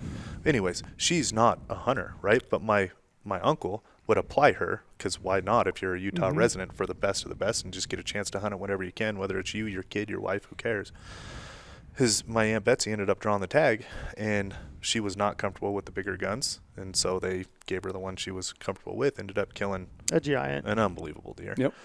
It's the Henrys. But yeah, it's the comfort. It is. It just popped in my mind. And then one more thing too about big guns, a lot of people will say well, you're going to ruin a bunch of meat. Well, again, it becomes down to how proficient are you with that weapon, because I know with my rum, if I shoot something in the shoulder, I'm going to destroy a shit ton of meat. But I know I can just hold off the shoulder then, and I will not ruin meat. So it's also coming down to shot placement. So if you shoot a big giant gun, big bullet, and you're worried the bigger gun you shoot, you're going to ruin more meat, just don't hold on the shoulder and make sure you're the distance where it comes into. Because I always hear people you're going to ruin all the meat. It's no, I don't. I hit it where I want. I hit it where I want to hit it because I practice all the time to ensure I hit it. And yes, I do have some technology tools. I have a great Vortex rifle scope that literally tracks perfectly. I know exactly where it's going to shoot. I have an awesome rangefinder. Vortex. Shameless plug. I caught that. Freaking love that scope. You got a Vortex shirt on today. Yeah, I do. Shameless plug. But look, again, it comes down to if you're going to hunt with a rifle in a mountain situation and you don't have the time to do it, literally find time to go dedicate to this. Stop going on a fishing trip on a Saturday, maybe shoot a couple more, because rifles, I think, get a bad rap too, because people think they sight it in and go hunting and maybe shoot 3 or 5 bullets before they go out and they're dialed. But it's archers are dedicated all year. If you're a person, archery's harder. If you just take the same mentality you would with the bow and practice all year with it, and don't pick up your rifle a week before. Well, here's where it's my old football days here. Practice does not make perfect. Perfect practice makes perfect. Yep. Right? So you can't just go out there and wing shots and sight it in, and it's perfect practice makes perfect. Sometimes I go to the range, I shoot 1 round. Right. That's perfect practice. Because like I know everything was you're dialed. dialed to that point, right? Yeah. That's perfect practice. And even going out there too, like a rifle hunter sometimes will go out and shoot on perfectly calm days only. I sometimes go out in the desert when it's freaking windy. You should. Because I want to know what my bullet's going to do at all these distances in the wind, and I want to then trust the rangefinder and trust my Kestrel wind meter that data I'm collecting is quality data, because garbage in is garbage out.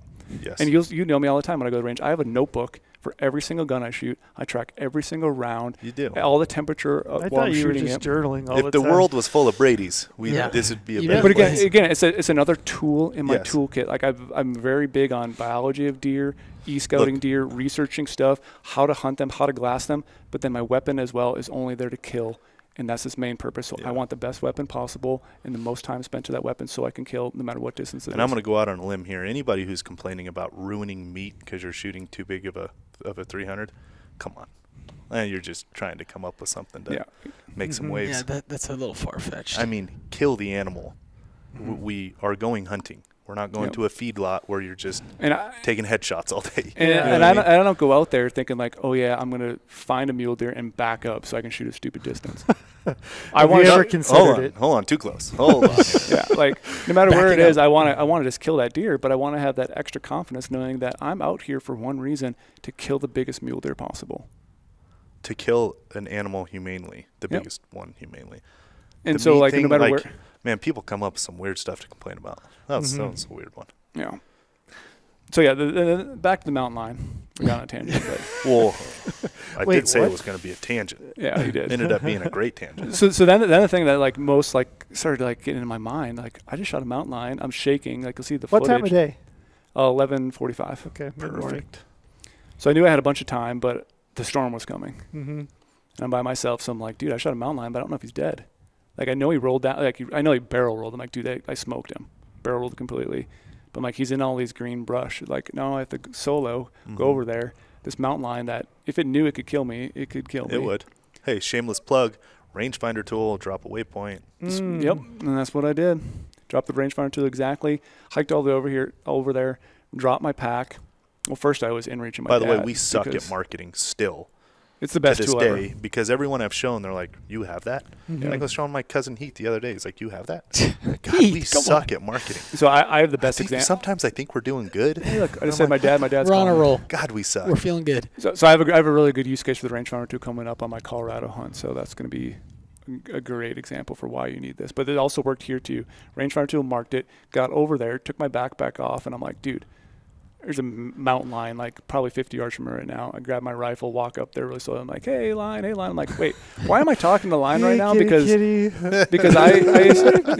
have a cat. Like a cat's definitely already knows I'm there if it's still alive. For sure. So I started walking, started looking at the footage. I see that tree right where it is. I see my waypoint where I marked on GOHUNT Maps. So you took a picture?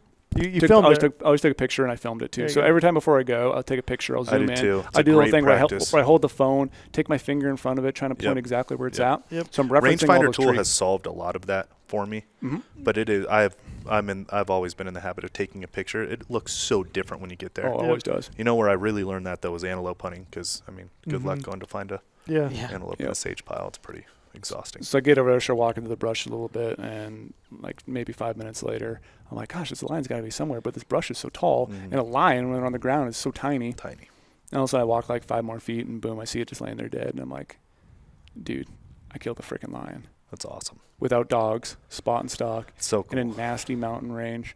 Had a tag, was able to convert my deer tag down to mountain lion tag, and then I'm sitting there like, how do I skin a mountain lion? What are you going to do with it? Is it still dorsal cut and then down to the ankle bones? So I was right there, and I was like, I know my dad's killed a lion, and I had my in reach. I'm like, in reach to my dad. I'm like, Dad, explain to me step by step how to kill a lion. I believe it's just like a bear. Do you go up the belly? You go from the butthole area up the back legs to the paws, get the paws off, and then go up the belly. And then you stop at the front shoulders, go up the front shoulders, and go up the front shoulders. Then you stop there and you case it through the head the rest of the way. Just but like I was you're gonna rug it. I'm gonna full body it. Okay. Got a full body of that, right? So I would. I definitely. I like rugs, man. Rugs are cool. I think a lion rug. There's nothing more. I mean, I like a mount. Don't get me wrong. My but dad, I love a an lion. opportunity. I love backcountry lion kill. Yeah, I mean, a rug is so. That rug is cool. I mean, though. it's nostalgic, so cool. Right? It just looks cool. Yeah. So my dad was the age-old rug, fireplace, the rug on Christmas, the wall. the whole deal. Yeah. Well, I already got a couple big bear rugs, so well, not big bear rugs, average bear rugs, but. You do. And then my dad was like, "Yeah, I was gonna make a sick rug," and I was like, "Well, Dad, this is the cheapest mountain lion I'm ever gonna kill." Yeah. Like literally cost me $351. No houndsman, no to pay for any guides, any of that. So all that money I'm gonna spend towards a full body mount, and I did lay it down next to it just to like see what the rough estimate of size was, and it's like 6'3". And like you see the picture, you see what I'm holding. 6'3", man. Just give me a couple inches in the legs, please. Yeah. You see when I'm holding it up, it's like the same size I am. It is a female. And then when I walked up to it, I like started lifting up the jaws, look at the mouth, and all the teeth are worn down. Like there's no teeth on the upper. There's no teeth on the lower. All the big canines are literally squared off. Do you know much about teeth and lions in your past life? No, I mean I know a decent amount as far as like deer and elk and kind of aging jaws. Your past life wasn't lions. But lions, I don't know a lot about aging lion. Me either. I mean, looking at the skull of his today, I mean, it's definitely an old lion. It's missing teeth. It's got canine. They're considered canines. Are they canines? Canine and a feline. Yeah. I don't think they're called felines. What's a feline? So like the canine teeth are all worn down, and then I continued to deer hunt the rest of the week. But like when I brought it to Idaho Fish and Game. But wait, I got one more question. Yep. Did you take the meat? I took all the meat. And that's are you going to eat the meat? That's a very important part of this too, because the same thing. This Idaho does not require you to take the meat of predators. You don't have to take bear meat, wolf meat, or mountain lion meat. I always take the bear meat when I kill bears in Idaho. I was messaging my dad, and my dad was like, "Are you taking the meat?" And I'm like, "I am definitely taking the meat." He's like, "Good," because he shot a lion in Idaho. He's like, "It was some of the best meat ever." Yep. And then I was talking to some of my other friends too, and they're like, "Yeah, dude, if there was a mule deer and a mountain lion right next to each other, I would shoot the mountain lion because that mountain lion meat is absolutely phenomenal." Interesting. Everyone says it tastes like pork. Interesting. Get out of here. And come now. Might be some bias in there. So when I'm gonna put the tag "interesting" on there. Just So when I brought it to Idaho Fish and Game, I had to get it inspected, and they pulled the tooth, and the biologist there, she was like, "I don't know if we've ever seen a lion this old." Really? In a long time. Did they age it? Did they? So they were able to pull a tooth. It took a while to get the tooth out, but they pulled the tooth and like, yeah, we're really excited to see what the age is on this. And she when was are you like, gonna find out? I forgot to ask her. I don't know. Probably a couple months. Yeah. Have you eaten any of it yet? No, but then she was like, "Did you keep the meat?" And she's like, "You don't have to, but I'm just curious." And she's like, "I'm like, yeah." And she's like, "I've heard from so many people that meat is absolutely phenomenal. Like, I'm gonna make a bunch of chorizos out of it, some breakfast sausage." You think it's better than elk? Of course, it's going to be better than elk. I mean, mountain carp. So if there's a mountain lion, a mule deer, and an elk all standing there, what's the order? And which one do you choose for the meat? Trust is dwindling quickly with Brady. This story's going downhill so fast. So I'm really first I shoot the mountain lion. I'm really excited. But the one thing I hated about this hunt is, so right when I got some good pictures, and then a freaking snowstorm came where you couldn't see 100 yards. And so literally after I inreached my dad, I'm starting to cut this line up. I had to constantly stop and then go back to my backpack. I had my Blizzard Aerolite Sitka jacket on. And just shameless plug, Sitka. We sell that too. Aerolite. And then I had to put my hands in the jacket and just literally lay there. I'm just snow's just falling all over me, trying to warm up. And then I go back to cutting the line up for a little bit. My hands just get freaking numb. Like literally, my tips of my fingers right now, my left hand, I can't feel that very well. Yeah. And so I constantly had to warm up, cut the line, warm up, cut the line. And then since it was so cold and snowy, I'm like, shit. Well, I was just moving like going up to hunt here. I still have to make camp. So I quartered the thing out. Had all the quarters sitting there, had the hide sitting there, put them in game bags. Quartered it out. Quartered it out, and then I went to make camp. I wonder what that looks like. I mean, I remember. I'm trying to remember. It's so crazy when you get to the tail. Because I know the first time I skinned a bear. Yeah. You look at a skinned bear. It looks like a human. It's not like looking at an elk or a deer. No, it's weird. The lion was very interesting. It's more human based, honestly. It looks very bizarre. And then you see the big 3-inch base of the tail and this long tail that's all skinned out. Yeah. How'd you do the tail? Did you go under the bottom of the tail? Yep, on the bottom all the way to the tail. Yeah. And that's where my hands got really cold because the tail was already cold, and like I'm trying to be very careful not to like slip and make a big chunk missing out of the tail. The first Dall sheep hunt I ever got to go on, I just graduated college. My dad was going on one, but he wasn't going until October in the Yukon. Mm-hmm. And I swear my hands have never been the same since then. I was not ready. No, he's so not brutal. ready. He's not. I was not. I swear my hands have not been the same. It's the first thing to go on me every year, and I swear it's because of that hunt. So I know exactly what you're talking about. And then, like I said, I quartered it out, made camp, came back down to get the lion. and all my game bags were covered in like 2 inches of snow. Jeez. It was brutally wet snow cold. again? Snow again. That's always colder too. And then so I was like, well, I could go up to my camp, and I mentioned my dad. I was like, maybe I might start to, I need to find some firewood. Everything's wet now, so this is going to take a while for me to get a bunch of fire for the teepee. And maybe I'll start deboning the meat. I got up there. Obviously, I was exhausted by this point. Yeah. The adrenaline had gone away. I got a bunch of firewood, got the line up to camp. Said, hey, I'm just going to hang the line in the tree. Maybe I'll cut it up tomorrow.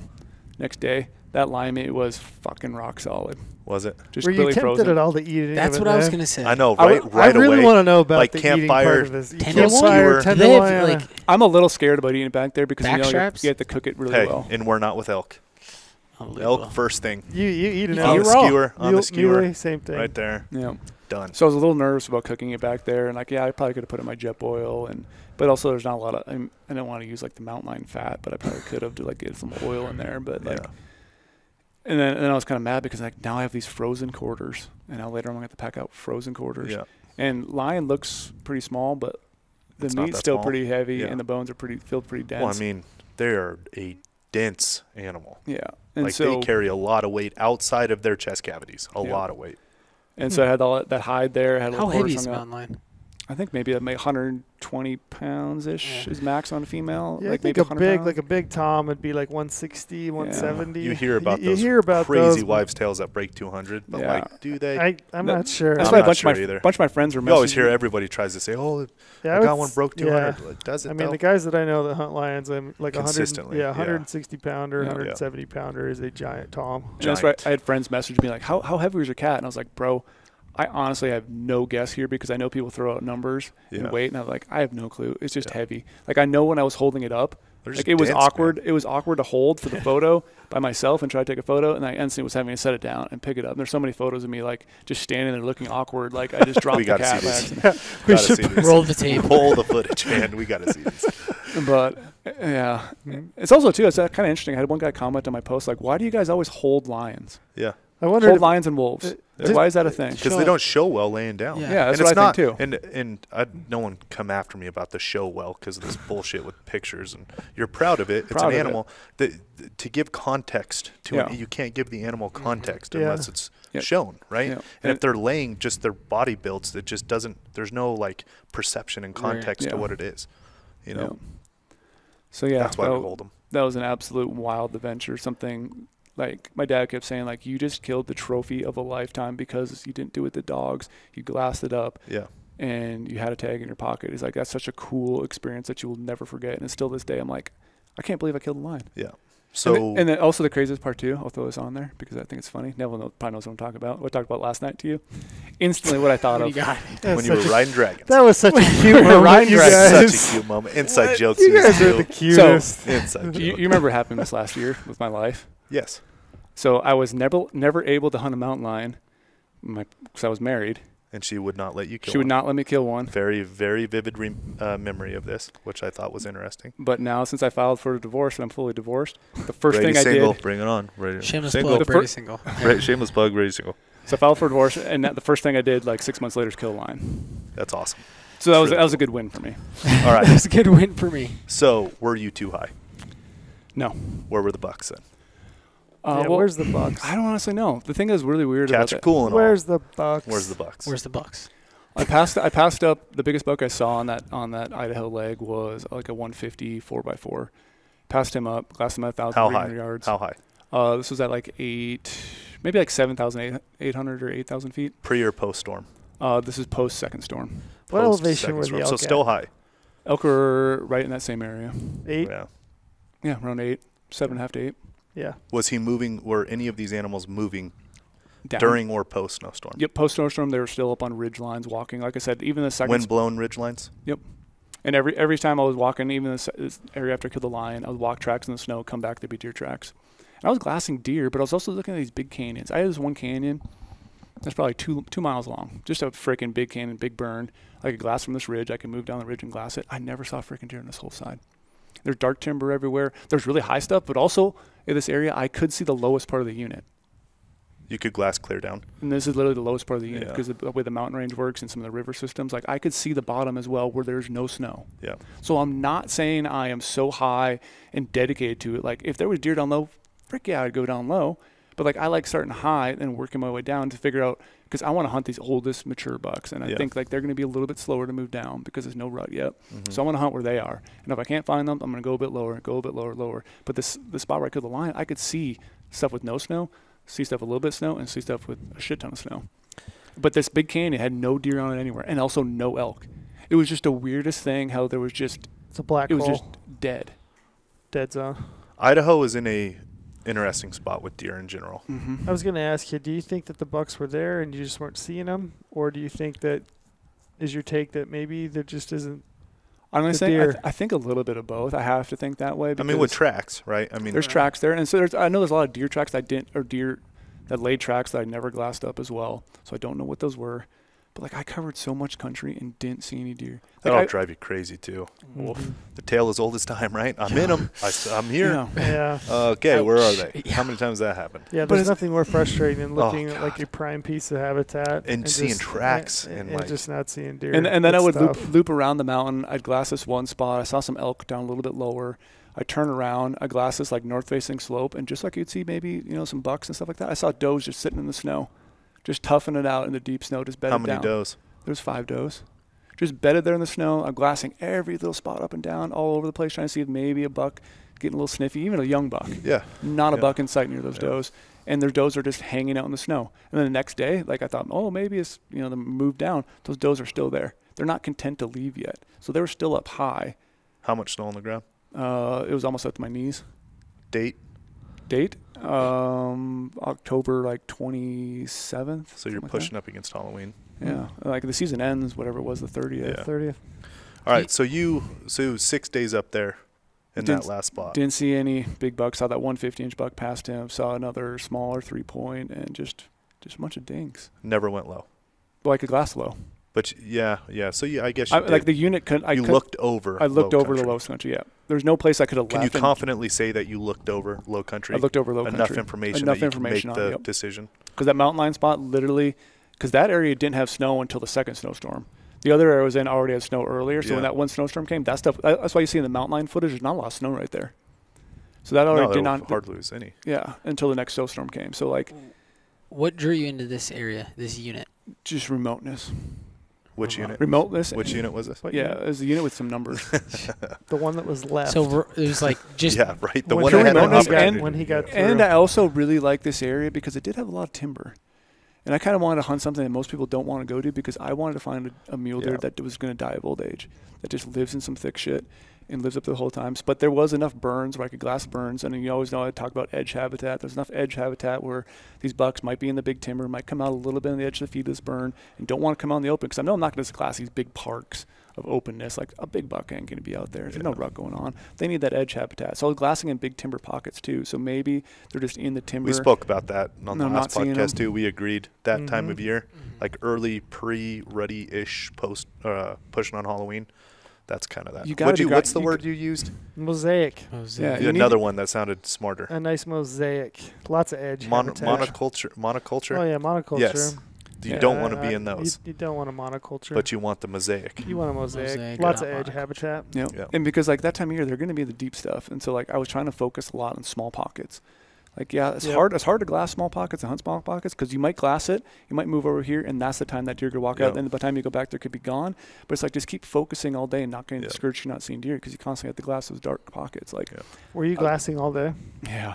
No naps. No naps. I don't know if I believe that. I've hunted with Brady before. I took a long nap the days after the snowstorm. Brady is a sleeper. I love sleeping in the mountains. He can get it done when he wants to sleep. Those are long days, huh? Behind the glass. Brutal. Yeah, dark. Those will give you headaches. Those are long days. I did a lot of days too, where I'd wake up literally 3 hours beforehand and hike in the snow, and that's just brutal. Yeah. And get all the way over there, and then you set up the glass, and you're not seeing anything. And you're like just mentally drained at that point, and then you have to start trying to relocate new areas. And so this is why we said it was your hunting sabbatical. So you pulled out of there. Went straight to Colorado. Yep, got my line checked in. Like Which unit in Colorado? One with numbers. Yeah, but Colorado has numbers too. Yeah. Okay. Was it a unit you've hunted before? No, both these hunts were new units, which is also interesting too. Because I could go back to some stuff. Everyone knows like my same strategies. I just like to pick up tags, over the counter, easy to draw tags. Because every year I'm hunting, I'm learning more about that animal and learning more about that state, the habitat they live in, and like other units could be good, but they also take time to draw issues. Yeah, and it's like I'd rather just hunt more. Like I literally am at a stage in my life where I have killed some big deer, love killing big deer, but going back to the same, you can't kill a deer that's already dead. No truer words have ever been said. That is true. That is true. So like, but and we're just talking about what's going to happen in some of these states with people are going to jump because of dead deer. Yeah. Just what happens. And you don't want to chase. You can't chase dead deer. You can't chase dead deer, and like that's why I want to keep checking out new areas because like there could be a giant buck in a new unit that I've never. The unknown is why I like new areas. I love the unknown. I love just not knowing. It's just fun. Yeah. It's also this adds that extra like every day you're excited. You're not like, well, I've been there 2 years ago. I know what to expect when I get to that ridge. This is like every day. It's like, hey, that looks like a sweet basin on a map. I'm gonna go there tomorrow. I'm gonna go one more ridge over and keep just going and checking it out. Yeah. So this is a rhetorical question, but did you go high when you got to Colorado? Oh yeah, buddy. Tippy top. Tippy top. Tip top. Did they get the same snow that you got in Idaho? Yeah, they already had a good layer of snow on the ground, which made things really sketchy. And I pulled into a little small town, and I was just getting some chain tensioners for my truck chains because I have 4 sets, but one of the tensioners is kind of all jacked up. And I was like, saw this guy with a hunter, and they're sizing on some tire chains. They're like, "How's it up there on the mountain?" They're like, "Oh, it's slick." Like the mountain roads. I've had very similar reports. Mountain roads were just nasty up there. And so I was like, I got 4 chains. I'm like, hope you guys do too. Like, yeah, we just got 1 set. And I'm like, you guys should put that on the front tires. My experience, front tires with the chains kind of works out a little bit better. We're leaving in 2 days. I got very similar reports. Slick. Yeah. And not so good. I get up there. It's right before opening day. Opening day comes. I get all the way to the top. It's super sketchy road. Get all the way up there. Every little spot I drove by, I'm like, I'm going to camp here. I thought I was going to, those spots marked, I'm going to camp. Every single spot had a camp on it. Oh, boy. There was so many. I'm assuming they're all OTC elk hunters. Of course. Yeah. So your strategy would be go high, go remote. Go high, go remote. I was trying to get away from these people. Same strategy again. Yep. Brady's that's a solid strategy. It's safe to assume with Brady. So what's really funny about all this is, so I finally found a spot to park my truck. I did like this 3-mile hike out this big canyon area, glassed all the way across, saw like 8 or 9 does, saw 1 big 2-point out in the big aspen flat. How big of a 2-point? I love big 2-points. He was a kind of a cool 2-point. I love a big 2-point. Like he was like bladed, big, but he was really You narrow. guys ever killed a big 2-point? No, I always wanted to. I have a story. I have a story about that at one point. I can tell you. But so like, I'd love to hear it. I want a big 2-point, big 28-inch. 18-inch G2s. It was one of the weirdest things that's ever happened to me in the woods. But do you want to hear it? Yeah, I mean, I don't want to wait. Yeah, I was hunting Colorado. It was a 3rd season tag. I had glassed up what was a big buck. I didn't know what it was because it was so far away. So I made plans. Just frame. Yeah, just frame. Just super framey. Made plans to hike in there the next day. Left just like you. It was like 3 hours before light. Made this tremendous trek up this ridge. Got clear back in there. Starting to get light, starting to see deer out in this little basin where I'd seen this buck the night before. The first buck I see is like 160-inch 4-point. He's got 4 or 5 does. He's kind of pushing. I'm kind of debating shooting him, and I'm thinking, I don't think that's the buck, that I was looking for. Yep. So I look down the ridge, and I see this giant 2x3. And, I mean, he's tall. He's super heavy. His bases are ginormous. Giant. I mean, they're almost touching. They're big. I'm thinking, that's a sweet buck. I'm going to take him. So get down into the gun, get the bipod out. I'm set up. I'm in the gun. I'm in the scope. I've got the buck. I'm watching him, and I hear behind me, hey. So I'm like, what in the hell? So I turn around, I look, and this guy's kind of crept up behind me, and he's probably, 15 yards You were behind. on the gun, I and was in the gun. Broke the concentration. Yep. And he goes, hey, are you going to shoot? And I was like, well, I'm thinking about it. Yeah, I'm thinking about it. I just might. Just might. You gonna shoot? Yeah. No, man. I'm just Yeah. I'm like, I'm thinking about it. Yeah. And he's like, okay. So I get back in the gun. I'm kind of watching this buck, and I hear, hey. Turn around. I was like, what? And he's like, what is that? What is that buck? And I was like, oh, he's just a big 2x3. And he goes, oh, okay, yeah, that's not the buck I'm looking for. And I was like, okay, all right. I get back in the gun. I'm in the gun one more time. Hey. I turn back around. He goes, hey, if you're going to shoot, will you let me know so I can plug my ears? Oh, my gosh. You got to be fucking kidding me. No, this actually happened to me. And I was like, yeah, Yeah, man. I'll let you know.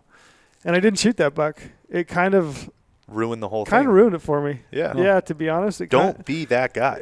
Don't ever be that guy. Yeah. It kind of left a really bad taste in my mouth. And what is that guy thinking? I don't know, don't man. Be that guy. Yeah, I don't know. I think that guy was wanting to shoot it, and he just really got you there. Probably was. He probably played me. I watched that guy shoot like a 2-year-old 3-point, maybe 5 hours later. And that wasn't the buck he was after. Wasn't the buck he was after. Okay. He was after a much bigger right. buck. But yeah, that was. I would love just as he was in your head rent free. Just as we're he was in there rent free. I was so agitated. I can't imagine. Just as we're calling for number 1 in Idaho to call us, I want this guy to call us. This guy I gotta know what your plan was here. Yeah, like, I was what were you thinking? super agitated. Yeah, that was it left a real bad taste in my mouth. And the buck kind of worked underneath the ridge, and I lost him. But I just couldn't shoot him. I just was so pissed. I don't. It wasn't a great experience. So yeah. But man, I want to take home. Don't be that guy. But yeah, that was a giant. That was a giant 2-point. Some Nevada has an interesting 2-point gene for some of these older bucks, and I've seen them late. We don't have any real late hunts in Nevada. But man, a couple ones that I've seen, they're really cool. I am hot for a big 2-point. This was a banger. This was a banger. Yep.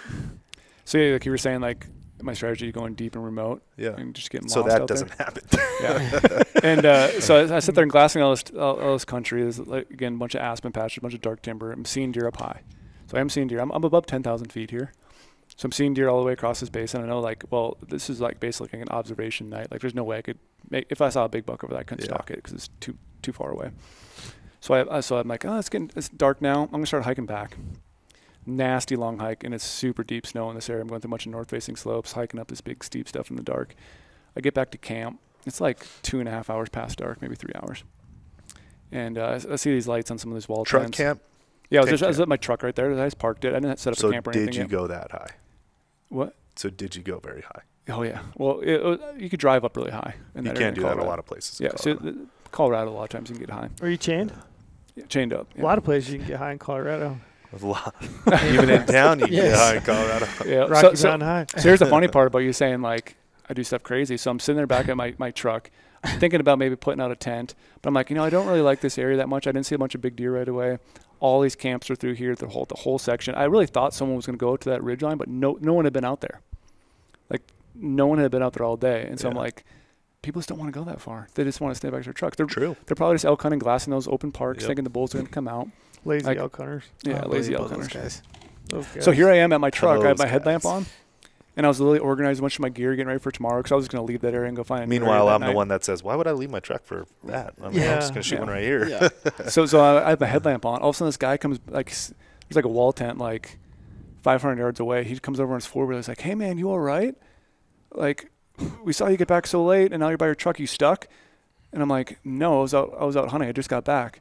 He's like, you mean you just got back? And I'm like, yeah. He's like, we've already had dinner. We're getting ready to go to bed. I'm like, It was nice having me check on you. Yeah, but I was hunting so far. Like, these people aren't hunting very far from their truck. Like, they're already getting ready for bed, and I'm just getting back to my truck, getting my gear ready. We talked about that. That is the difference, man. So it's like these guys are just rolling around on ATVs side by side. Stick it out at night. So what else do you have to do? This is the 1 week. That is what you're there. That's what Trail. We were all talking about that last time, and his whole thing. That's what you're there for. I think about this all the time. When I'm out there, I always think, you know what? 300 and however many days a year, I'm going to be sitting in front of my computer wishing. Yeah. I was anywhere. Yeah. So you know what I mean? But right here in front of my computer. So those days that I get, get out of bed. Yeah. Stay late. You could pick up that last little bit of intel. Yep. That's why I'm glassing until dark, because I know big mature buck is going to move. Past shooting light, true Still dark. glassing. Pick up that last little bit of knowledge. Yep. So I got back and I was like, I just kind of was laughing to myself, like, these guys are getting ready to go to bed, and I just got back to camp. Yeah. Or got back to my truck. Well, you don't eat. More for us. More for us, man. You don't eat though, so that I really don't. No. Does that make sense? Why food is fuel, not fun. Okay. Just eat enough to keep you going. That's all you need. Disagree. Yeah. Heavy disagree. Food is super fun. Oh, it's the best, man. So yeah. So how was Colorado overall? Colorado's fun overall. Let's get to my favorite part of the story. Yeah. I hunted solo for 3 days. What's the favorite part? Where he shoots an elk. Yeah. Okay, we'll get right to it. Hunted solo for 3 Part days. where he doesn't find any mule deer and has to The shoot an part elk. where he shoots The part an elk. where he goes high, doesn't find mule deer again. This isn't boding well for your argument that we set up on the pre-podcast Okay. of this podcast. We'll get into it. Hunted solo for 3 days. Camera guy finally showed up. I was worried the whole time I was going to shoot a big giant deer without him, so I was trying to like do a few death hikes, but not get into my Would you area. have shot the deer? I How big? What was the threshold? How big of a buck does? I it told him have if to it be? if it was over 180, I was going to kill it, and he's like, "Hey, you definitely should kill it if it's a big deer like that." There you go. And I had That's my a vlog. company man right there. I had my That's a little company man. vlog camera. I Company- could've, he's He got had a- vlog camera. He had He's vlog willing camera. to sacrifice, but he's got to compromise. I can Yeah. respect that. And for everyone knowing too, I did vlog, self-film the entire It's a company Idaho man hunt right by there. myself. So I was practiced on it. So the first day that Luke got there, can't really remember what happened. We'll skip to the next day. So the next day we go out. We Well, you didn't see any deer. Yeah, we didn't see any big deer. Oh no, the day before we're glassing this canyon, looking across, we saw like literally this is a tiny timber patch. Plays into the elk story, so it's important. So first day Luke was there. We're glassing this big opening, bunch of aspens, but there's one little tiny timber patch. Also, I'm like, Luke, I got a buck. He was sleeping. Luke was? Yeah. Lazy camera guy. No, You know, it's like you can't ever. You just can't. they've already done some footage. Like he can rest. Like his job is not to help me glass. Like it really is just to get footage. So if he needs to be rested up to take footage of me later, I'm Two cool with ways that. to look at that. Yeah. So anyway, I'm like, Luke, I got a buck. Ends up being just a 3-point. But then also I'm like, dude, I got a doe. I got a doe. Another doe. Another doe. This little tiny timber patch held 9 deer. Oh wow. Awesome. They're all bedded around it. I'm like, Hey, dude. once again, timber patches this time of year. That's Yep. it. That's what And it was it's surrounded by aspens, but it was a little dark timber patch. Mhm. Ooh, money. Yep. And so we're like, dude, this is going to be awesome. We had some more dark timber up on top. There's more aspens over here. Another patch of dark timber. We're definitely going to sit here all day. Is this buck pushing does? Nope. He, He's just literally Just with well, when the does finally walked Sang away, with he the did ladies. follow. ladies. He did follow him to their second bed. Yeah. He just followed him, but he wasn't like sniffing him or anything. So I'm like, we're going to sit here all day. And there's already a steep, nasty hike to get into. And we already had some horse guys. Like, they were ahead of us, and they split off. And we just went this way and sat on this ridge. Horse guys. Yeah, elk guys, you know. Horse guys, man. That was definitely. And then, so we're sitting there glassing. And all of a sudden, like 2 hours later, I'm like, fuck. I got a hunter. He's walking up our basin. Yeah. I had this whole vision of there's a giant buck bedded up here. There's already 9 deer here. We're in glass all evening. That buck's going to come out in his Preconceived aspens. notions, the death of it. And this guy, I'm like, dude, he's gonna come down. He's gonna come up the saddle that's near us and shoot out of there. Yeah. No, he is still hunting uphill with the wind coming down, like wind going up at that point because it was the middle hot part of the day. Yeah. So the wind's blowing right where he's trying to still hunt, blowing Smart. out all the elk probably up there. Smart. And he just has his rifle out, walking around through the timber and walking through these big aspen patches. I'm like, oh my gosh, he's gonna go all the way top. He goes all the way to the top. I'm like. Yep. Whole time, I'm like, what do we do? Do we leave this area? Do we keep staying here? Well, I can kind of glass this area over here. I can glass across, use this as an observation point.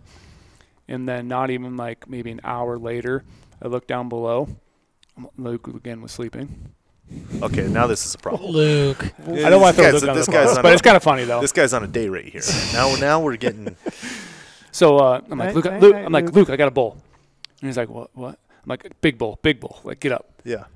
And I You get the sound deer scope. excited when you said Yeah. that. Yeah, it was a There was some genuine excitement in that. Right it was there. a big bull. Like for an overcounter unit, you saw the footage. It's I a did. good bull. Nice bull. That's a probably great bull, but I three- think the takeaway is that you were You're excited. excited. I even told Luke I'm really excited. It's a big bull. Is that on film? Yeah. Oh, can't wait to use that. Yeah, and You so like love the elk. problem with this bull was though, there's like a little like topography looks like it's going down flat, but there's like a little ridge line there. So that bull had probably been there for a while feeding, Yeah. but I just caught his antlers when I was glassing, and he was behind that hill the whole time. So I'm like, all right, I got the digital scope on him, got a little bit of footage. He walked in this open. I'm like, oh, that's a good bull. We got to go after it. He was like, really, you want to go after him? I'm like, yeah, we're gonna go after it right now. He's like, but I'm tired. I need a nap. It was a I'm not done sleeping. I ranged it quick. It was 1,300 yards away. Shoot. And that's a little far. But I knew, like looking on the maps earlier, like on satellite footage, there is a little bit of an open aspen patch to our right that we can go into and try to Yeah. cut them off. And they were just feeding. Like he didn't get spooked. It wasn't something where that elk hunter had spooked him or anything. These bulls were just feeding. He had a little raghorn in front of him. I'm like, grab our stuff, let's go. We threw everything in. That's the hard part too. We're sitting there all day. You have a yard sale. Of course. You always have a yard sale gear Trail. laying out everywhere. The king of the yard sale. Spread out. Yeah. 100 wood Everywhere. trail. Just pull king it of the yard all sale. out. Yeah. Spread it Yeah. out. And the problem is too, I had my 115 Swaro, I had my BTX eyepiece and my ATX eyepiece. So I'm like trying to fit all this shit into my backpack really quickly. My down jackets. We get over this open area in the aspens, trying to look at that bull. I'm like, dang, this area goes really far over. Like, if these bulls walked over here, they definitely didn't scoot all the way through this big open area in the aspens. Like, we would have caught them over there. Yeah. But there's this little dark timber patch down below us. But the problem is, too, there's like a big cliff on this bottom of this drainage, like a sheer cliff. But there's a stupid chute right there that could lead them down to the bottom. Stupid so either chutes, they did, man, those stupid chutes. Either did three things. They went down, the bull went down the chute, he's held up in the timber, or somehow they slipped through us and got away. But that opening was so big, and then we didn't waste that much time getting over. So like, we're going to sit here all evening. We crept down to like 450 yards away from the dark timber, laid my rifle on my backpack, took it off the gunslicker, got everything ready, ammo laid out again. Yep. All my deal, laid on the gun a little bit, trying to like make sure I could shoot from there.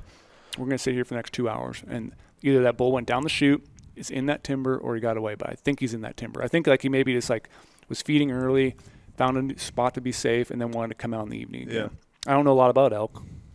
I'm thinking that's what an elk would probably want to do. Hit some dark timber, wants to hold up in there for a little bit. Take a break. Chill. In the evening. Late season bulls, they stick. And we had to drop down like probably 600 feet elevation, but Luke's like, we're going after an animal. It's fine. We can just hike that up later. Whatever. We sat there all evening. We're both just freezing cold, sitting in the snow. Elk hunting's hard, huh? Yeah, bull never showed up. Bull never showed up. So he went through that. I think he went in that chute or held up in that timber. And then Luke's like, do you want to go after? My guess is held up in the timber, just knowing late season bulls, having hunted them quite a few times. He didn't want. He maybe got some pressure earlier because this is like late day season 4 bulls. They of just the stick, season. man. They stick to their safe spot. Yeah. They got a safe place for a reason. Yeah. And it takes them the season to find it. And once they find it, like so then Luke's getting them out of there. We even got this on camera too. Like Luke's like, do you want to hunt this bull tomorrow? It's a big bull, and I'm like, no, we're going after deer. That's my man right there. We left the big bull. Man. We left the big bull to go. Also, here's my thought process too, because I did want to kill that bull because it was a good bull. But I'm like, if he went down that chute, the chances of us locating him are impossible because I can't see sheer down that.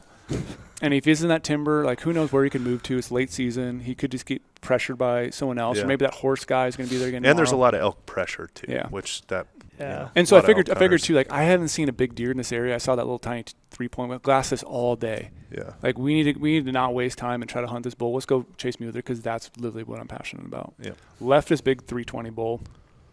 It's a big bull. It's a nice bull. Yeah. You think it's 320?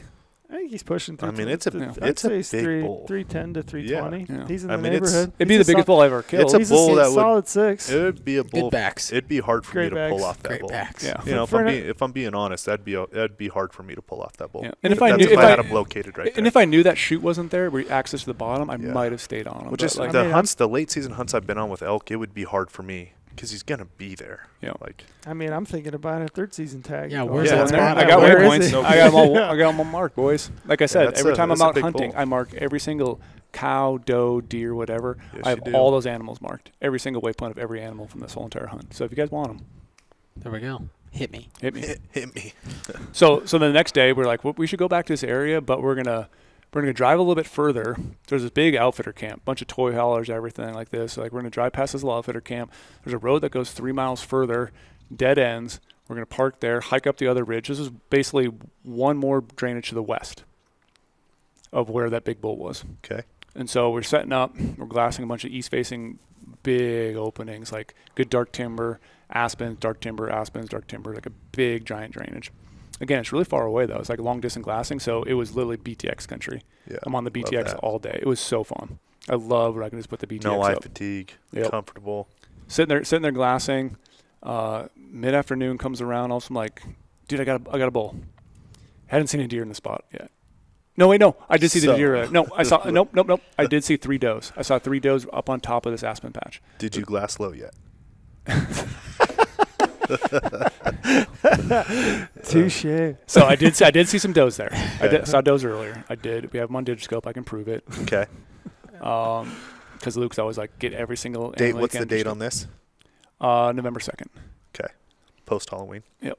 And so I saw that little raghorn. I'm like, yeah, it's just a little dinky raghorn. He's out in these aspen patches just feeding. It was maybe like 2 o'clock-ish probably. Start glassing the timber to his left. I'm like, well, bulls this time of year, they got to be with some other friends, I'm assuming.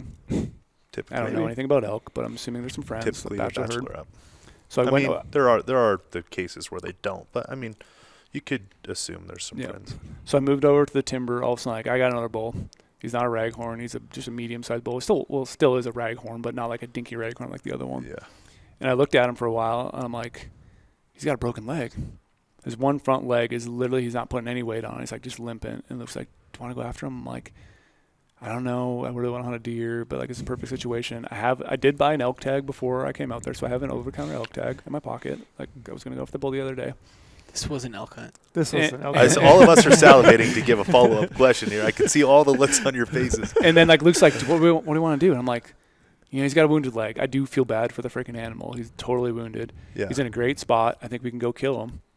And I'm thinking there, and I'm like literally sipping on my coffee. Like Luke had brought his stove up, so I'm like, was he sleeping again? No, he was up. Good. So I'm literally glassing and looking at the bull, sipping my coffee, and I'm like, let's go after him. I'm like, would you go after this bull? And he's like, yeah, I'd go after this bull. So like, help me motivate myself a little bit. It's so funny. You have to motivate yourself to go after a bull elk. I really did. I know. I believe you. I really did because I wanted a glass of big buck up, and like, I'm like, whatever. We have a tag. We're filming.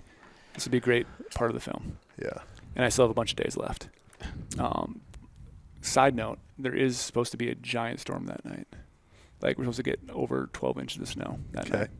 So I have that weight in my mind a little bit too. But like, we can go kill this bull right now. Yep. Mark him again, rangefinder tool, exactly where he's at. And I can see on satellite imagery, there's a dark timber patch, aspen patch. I know exactly where he's at. I see this little ridge over here on the little area. I do the line measurement tool. I'm like, oh yeah, it's going to be like a 400-yard shot. We'll be able to kill him. Shameless plug. Yep. GOHUNT tool. No, that's a line measurement tool. Totally different. Is that the rangefinder tool? No, because I already knew. I wanted to go from the ridge line where I could get to the glass. I wanted to measure if I could shoot there as well. Your shooting distance with that. Because the rangefinder tool is only from your exact point location to where you want to go. Yep. This is to measure could you shoot. Could you shoot from there? So I marked him with the rangefinder, and then line tool over. Start dropping off this little thing. Easy, we're going through some deep snow, some dark timber. We all of a sudden get down to the area. And I knew the other side was a steep cliff. Like there's a big cliff band again at the bottom. Like all these drainages have cliffs on them. We start going down. We get to this point, and I'm like, dude, this is taking forever to get on the bottom. Like, what's going on here? We dropped a shit ton of elevation. Also, we get down to a cliff on our side. And it was at one point where it was such dark timber that you couldn't see it on any sort of aerial footage that it was a cliff. Yeah. Like you could kind of see the topo lines getting a little bit tight, but I was like, there's a way to get down through that. Yeah. Got down there, start going through it. I'm like, Luke, this is going to get sketchy. Like, you comfortable? And he's like, yeah, I'm comfortable. We had trekking poles. Start navigating down through there. And it was one of the steepest areas I've ever hiked down. It felt like I was mountain goat hunting going down. I needed to go down here and cross a little river and get up the other side. This isn't deterring you from a pack out or any of those thoughts. It's starting to creep in my mind. I'm like, we're doing all this effort. Now I have to kill this bull because of the amount of effort we're going through here. And we're wasting all this time to kill We talked about that on the last one, didn't we? About how people kind of shy away thinking about the pack out already. When really... Again, you shouldn't be. You should never... Just go kill it. You should never really worry about it because, again, you're hunting and killing it. That's what you're there for. Yeah, that's what you're there for. Just go kill it. You can get it out of there. Yep. This comes into play later. But I wanted your take on that. Was that creeping into your mind? No, but I really wanted. You said yes. Roll back the tape. I know I did say yes, but I wanted to. Since we're going down here now, my thought in my head is we have to kill this animal because of this effort. We literally have to because of the effort we're going through this to drop down this thing, and we have to come back through the dark. Yeah. And then here's where it gets really scary. We get to the other side. I have this chute marked because I can see the topo lines going up. We can definitely go in this chute. Get up in the chute, I start climbing up there a little bit. I'm like, bro, this is mountain goat country. It's literally sheer cliffs like this with ice just hanging down. Cutting. Just ice. I find this little area. I can kind of get up. I start climbing up a little bit. I'm like, Luke, are you going to be sketched out? He's like, I don't know. What do you think? And I'm like, well, we're basing our entire life right now on roots, being able to hold on. That's literally all you can do is hold on to a root. And there's always shoots. Roots and shoots. Roots and shoots. You guys seen Black Sheep? Yeah, oh yeah. When he rolls down the mountain, he grabs a little root. He's like, please, God, you little bush. It's been a long time. So I'm like grabbing on these roots, stepping on. There's ice everywhere, snow, and I'm like kind of sliding. And like my whole life is depending on this root right now. I'm holding on to, like literally, like no joke. And it's already like a 15-foot cliff behind me. I'm already up there quite a ways. There's all this brush hanging over me. I'm like, dude, my rifle's on my backpack. If I get up on here a little bit, my rifle's going to start catching all this brush and like hold me back, and I might lose my grip, and there's nothing to grab onto because some of these roots are strong. Other ones are just dead, and you just grab them, they just pull right out. Yeah. And so I'm like, my rifle's going to get caught, so I'm going to grab this brush, breaking it, and I'm like, Luke, I don't think we could safely get up here. All we do is get up another like 5-6 feet, and then there was a band that we could kind of get on this cliff band, and I think we could have looped around and got up on top. I'm like, I don't think we can do this safely. Like, honestly don't. I'm happy to hear you say that. It was like no, like remember in Colorado when you yelled at me? Not the Brady I've seen before. It was one of those. Like, you're getting soft. Because of the snow and the ice, it was really. There was a spot we were in the backcountry in Colorado, and I literally told him like, bro, this is not worth it. You know, like we're pressing the limit here. Like, right? You got to ingest the data, where you are, what you're doing. You know, you got to plan. It's a hard call to make. Yeah, it was, and I'm like, now I'm here. We're so close. All we have to do is get up on top, and that ridge line's another like 300 yards up. We can get on that and see those bulls. And I'm like, do these bulls move? Are they going to be in the next dark timber patch? Because I'm not going to be able to locate them then, and we're running out of daylight at the same time because it took so long to get down. Yeah. Pulled up GOHUNT maps again. Saw there was another little drainage, like I said, further down. That was 0.3 of a mile away. Like, we got to book it down this river bottom, and river bottom just fucking tangles everywhere, just nasty. We keep crossing the river, going back again, crossing it, trying to like find all the opening things. Finally get to the next chute. Start climbing up the chute, and it was steep. But it was manageable. But manageable. There was a bunch of grass on it. Then there was some vegetation that was like in the ground, so you could kind of grab on the vegetation, take your trekking pole, pull yourself up, grab the next little vegetation, pull yourself up, but there was no cliffs right there. There was just grass going all the way up. Get up there, get on a bunch of oak brush area. I'm like, all right, they got to be right up there. There's that aspen patch, dark timber. It totally looks different now, though. I'm like, crap, I don't know if we can see these bulls because there's so much thick trees in our way. And all the aspens are tall, but there's that ridge right there. Let's loop around the backside so the bulls can't see us.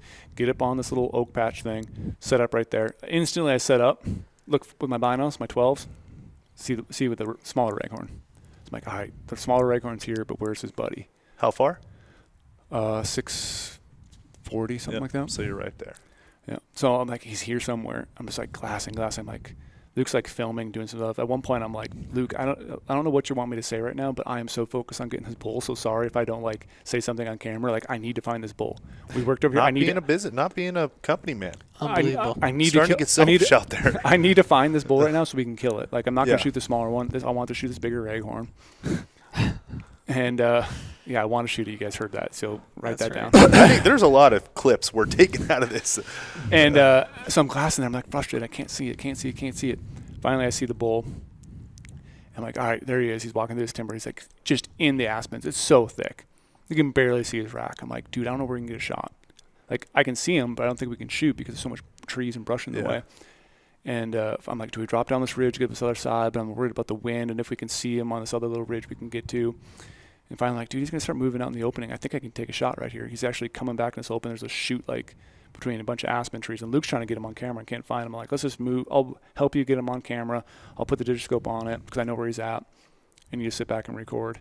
I grab the range. I'm like, all right, got the range. This one was like, I think it was 400 actually the first time. 450 is what my rangefinder said. But I know it was further because of this. Yeah. So he gets in this opening. I'm like, all right, Luke, I'm going to take the shot. Bull's just going up the hill a little bit, stopping, feeding. And he had bedded at one point and got up, and he's just, every time he walks, like, you can just see him he can't walk very well. He's definitely, like, his leg is just gone on that one side.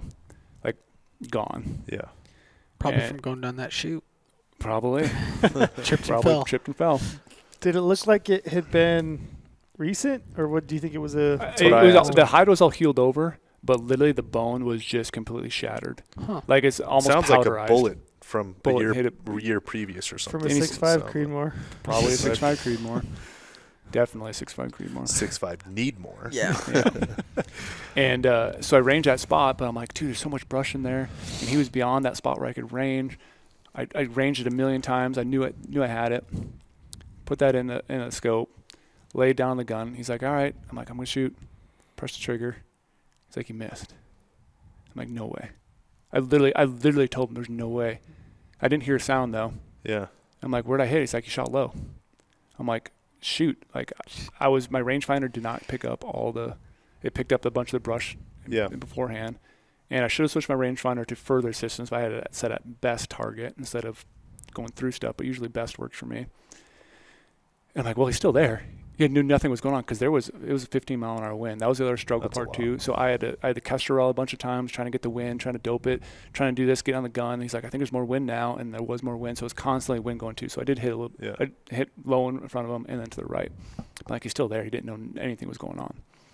They end up working through the timber, get all the way up through the timber on the aspens. I'm sitting there like, dude, I can't take a shot now. I got a better range. It was definitely further than what I thought because now I'm getting a quality range on this other spot. So I really just messed up. I'll say right now I messed up. Which happens, but it's hunting.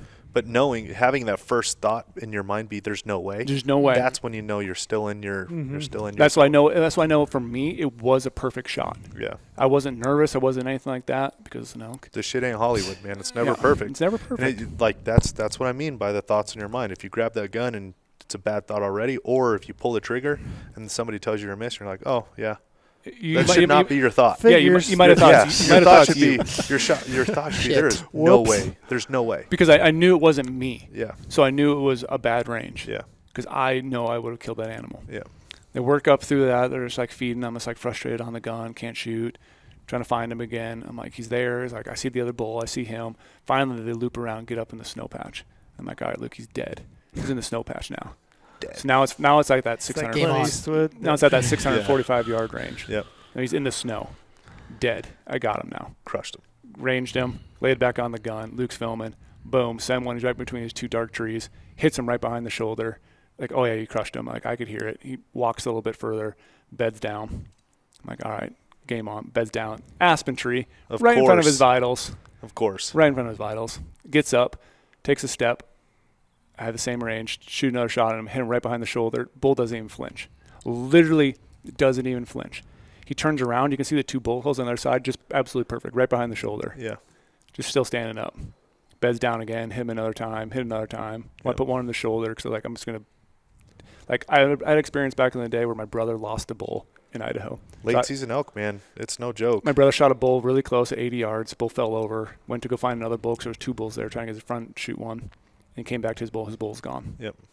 So it's like one of those things where, like, I just Do you guys have experience with late season bulls? Oh, They are so goddamn tough. They're just tough in general. My Nevada, elk's a big animal. My Nevada my late tag in Nevada, I shot that bull through the absolute pump house 4 times, and he was still just standing there soaking them up. I'm like, what? Yep. What is it going to take? Right, like a bigger gun. I was shooting a 300. I was shooting. Damn it! I was hoping you were gonna say it's like 6.5. I was shooting a 300. I have since moved to a 28, but I was shooting a 300. Yeah. 28-inch barrel, 300, big gun. Yeah, and they eat them. I mean, they just. Yeah, they can pack lead. They swallow those bullets. So it's and then they're sitting there looking at you, bleeding out of their mouth, and you're like, dude, please go down. Yeah. Like, I don't want this vision in my head. Just go down. And again, it's like I said earlier, I owe it everything I am able to kill that thing right now. So his head's still up. I'm still shooting until his head's down. That's my whole thing. Shoot. That's not a big animal. So New Mexico, even with a bow, just keep shooting, man. If they're giving you shots, keep shooting. Tell the animals down. Just keep shooting.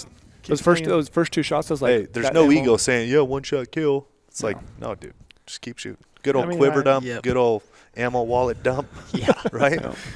Let them fly. Yeah, you got to. Mm-hmm. Especially when you got one in them. Yeah.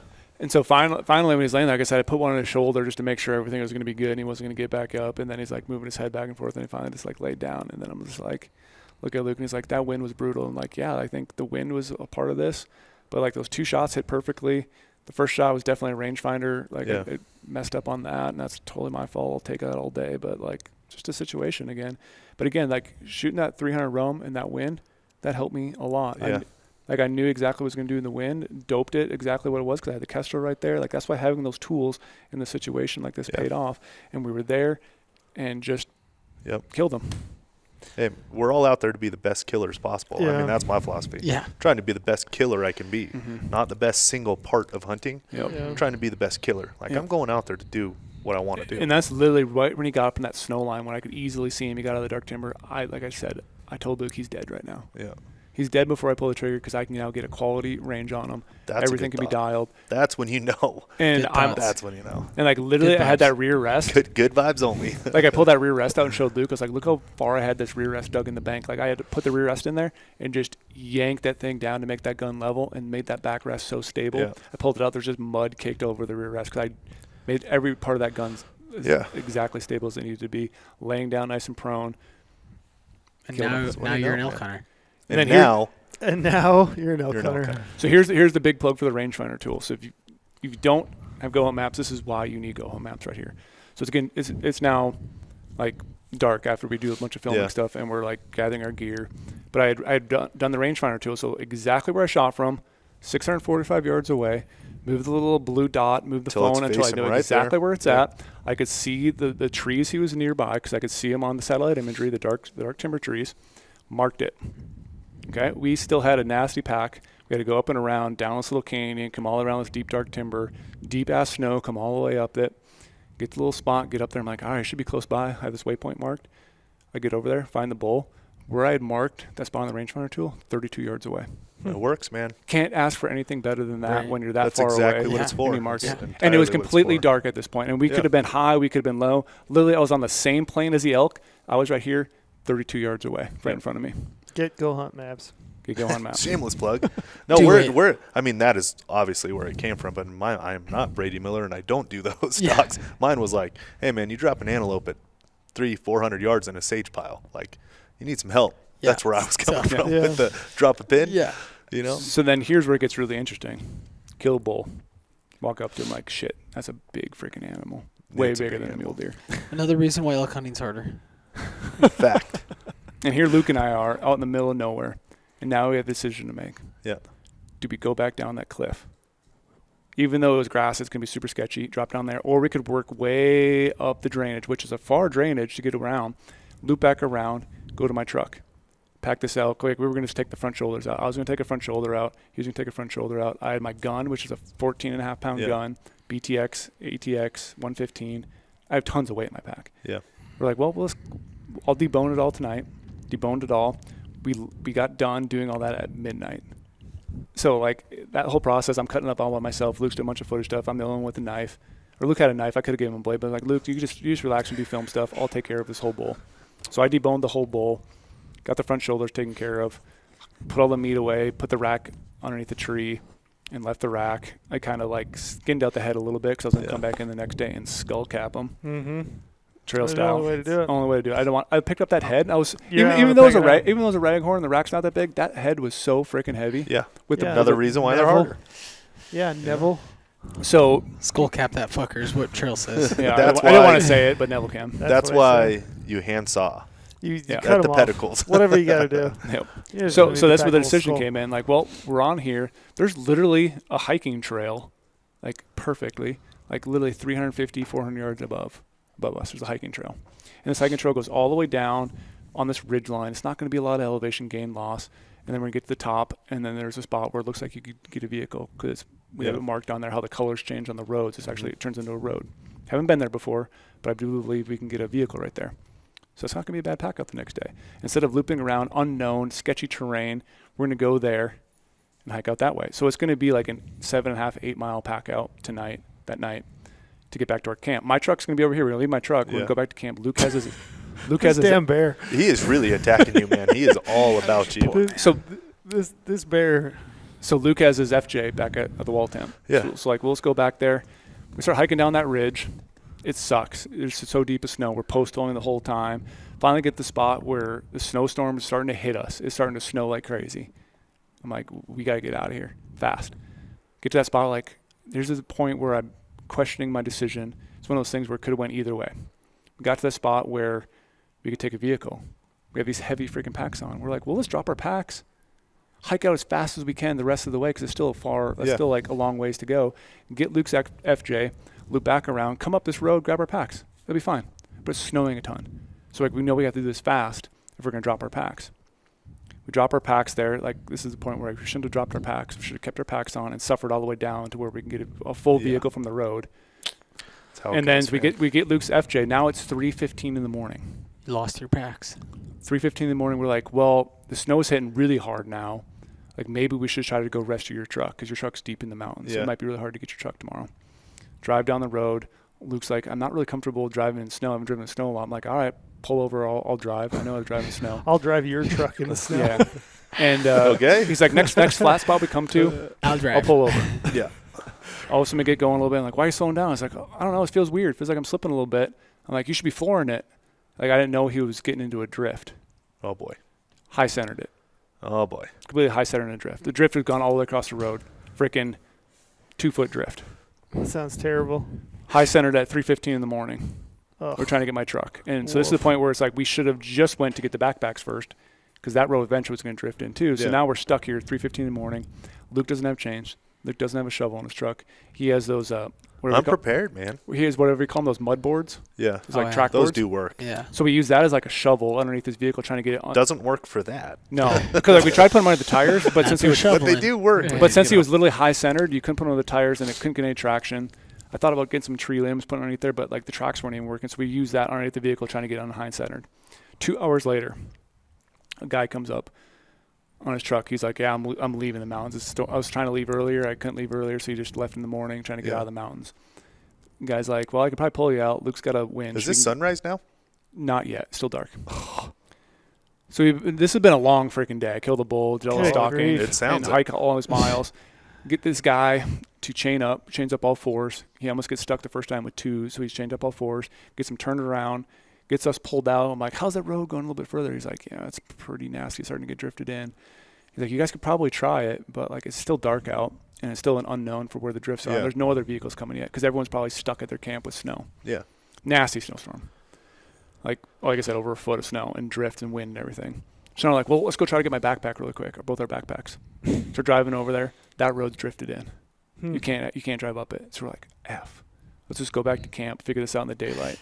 We get back to camp at like 6:15, go to bed.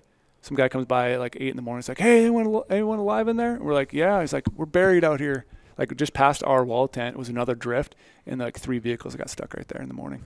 And those drifts are nasty. So the guy's like, "Hey, can you help pull us out?" We're like, "Yeah, we'll pull you out." So I grabbed Luke's FJ. Luke backed it up, and then I helped pull the guy out.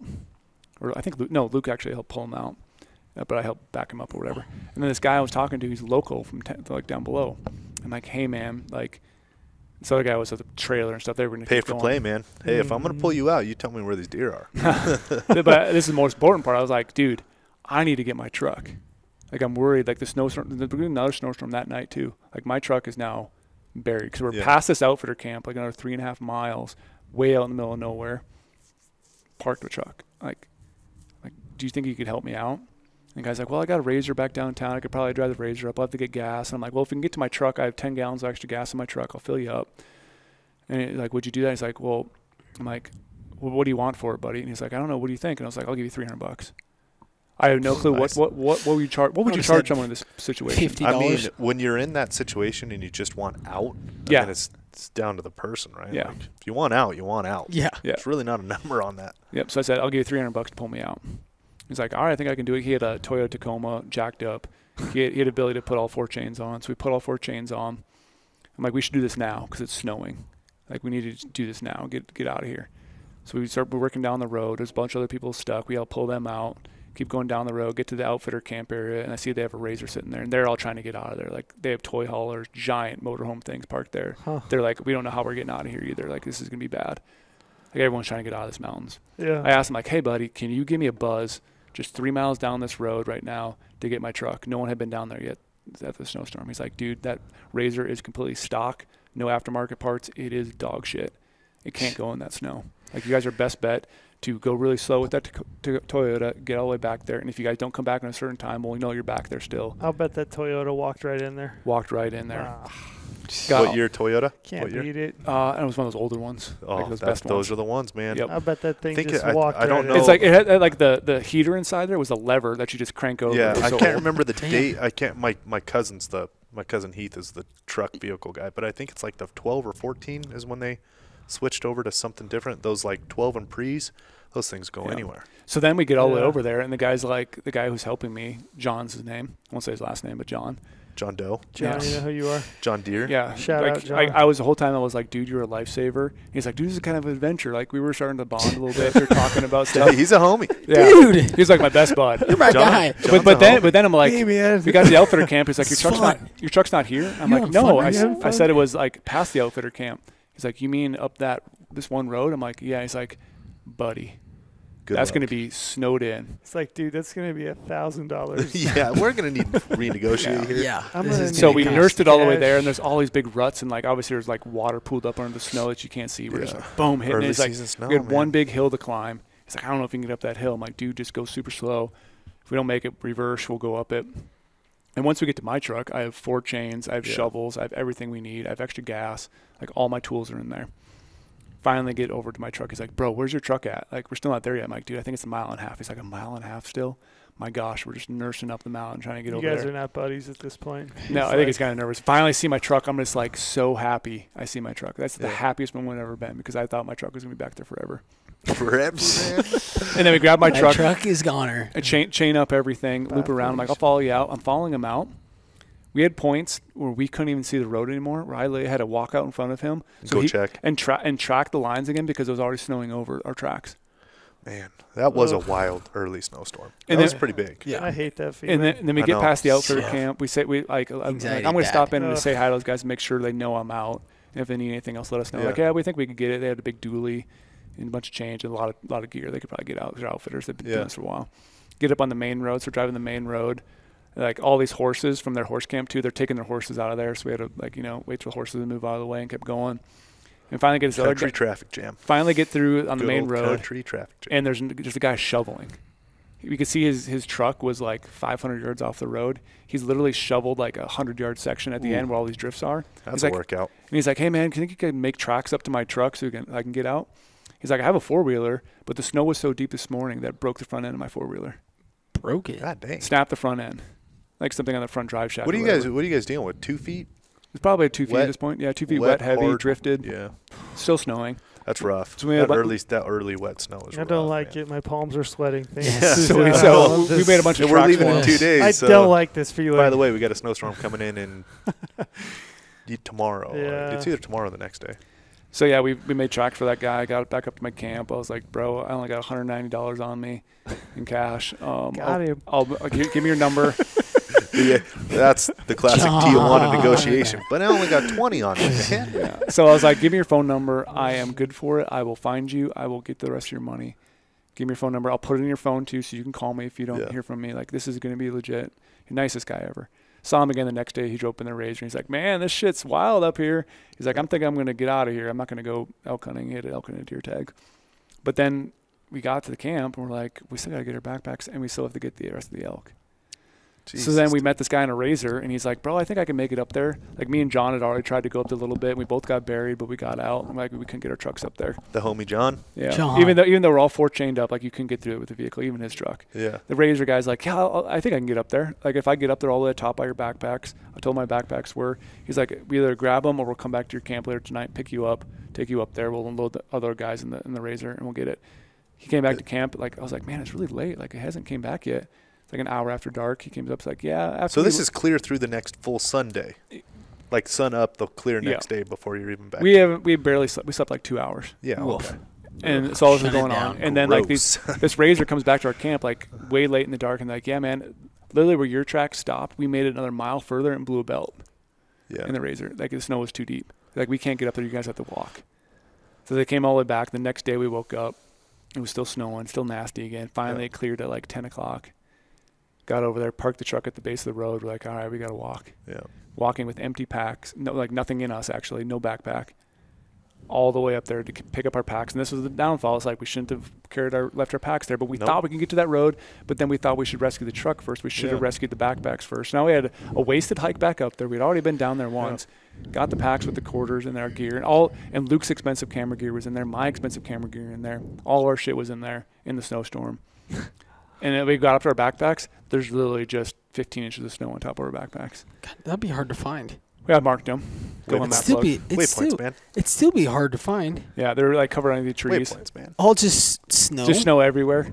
So we got the backpacks, like sat down for a little bit, hiked all the way back out, made a bunch of meals, like some freeze-dried meals at the truck.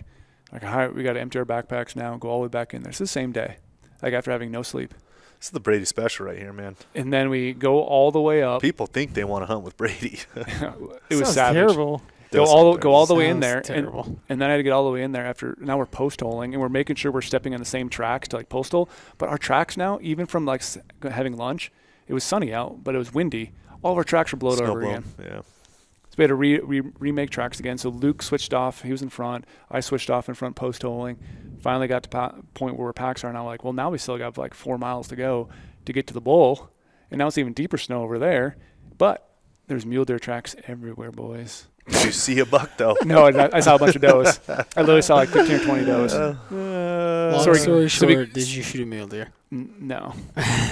And then we got to the bull. I had to skull cap it, and I already had it quartered out. That took a while to skull cap it, pull the ivories off, and then we loaded up packs, and we got back at like, again, 3 a.m. back to the truck again. It's an adventure, man. And then we broke down the wall tent, and we're like, dude, we're getting off this fucking mountain right now. I mean, the goal of the hunt is to have an adventure. It was so fun. That is clearly an adventure. It was so fun. So how many days did you have left? We had, this is the problem at this point. We only had, so the next day, we literally drove all the way to town. It was now 6 a.m. We're like, dude, we need some, no, it was 4:45 in the morning. We pulled in this gas station for 24 hours. Gas pumps aren't even open. Yeah, never believed the inside's not even open either. Never believe that. They said they open at 5. So like, all right, we just hung out at the gas station for a little bit until 5 o'clock. Got gas, went inside. Like Luke's like, dude, I think I'm gonna throw up the whole evening. Like, I would have thrown up probably earlier in this saga, but he got really dizzy when he got back. He was like, dude, I've been in sports and everything. Like my head hurts so bad. I'm like, is it elevation? And he had a Bang energy drink earlier at lunch. He's like, maybe it was a Bang energy drink messing with him, but he was super dizzy. Dehydrate, and that is not what you want in your body when your body is ready to shut down. Yeah. So the whole drive back, he was like, dude, I think I gotta throw up. And I'm like, all right, if you have to throw up, you're behind me. Like we're gonna take this slow all the way out of the mountains. But we got to the gas station, goes in there, gets a bunch of Pedialyte.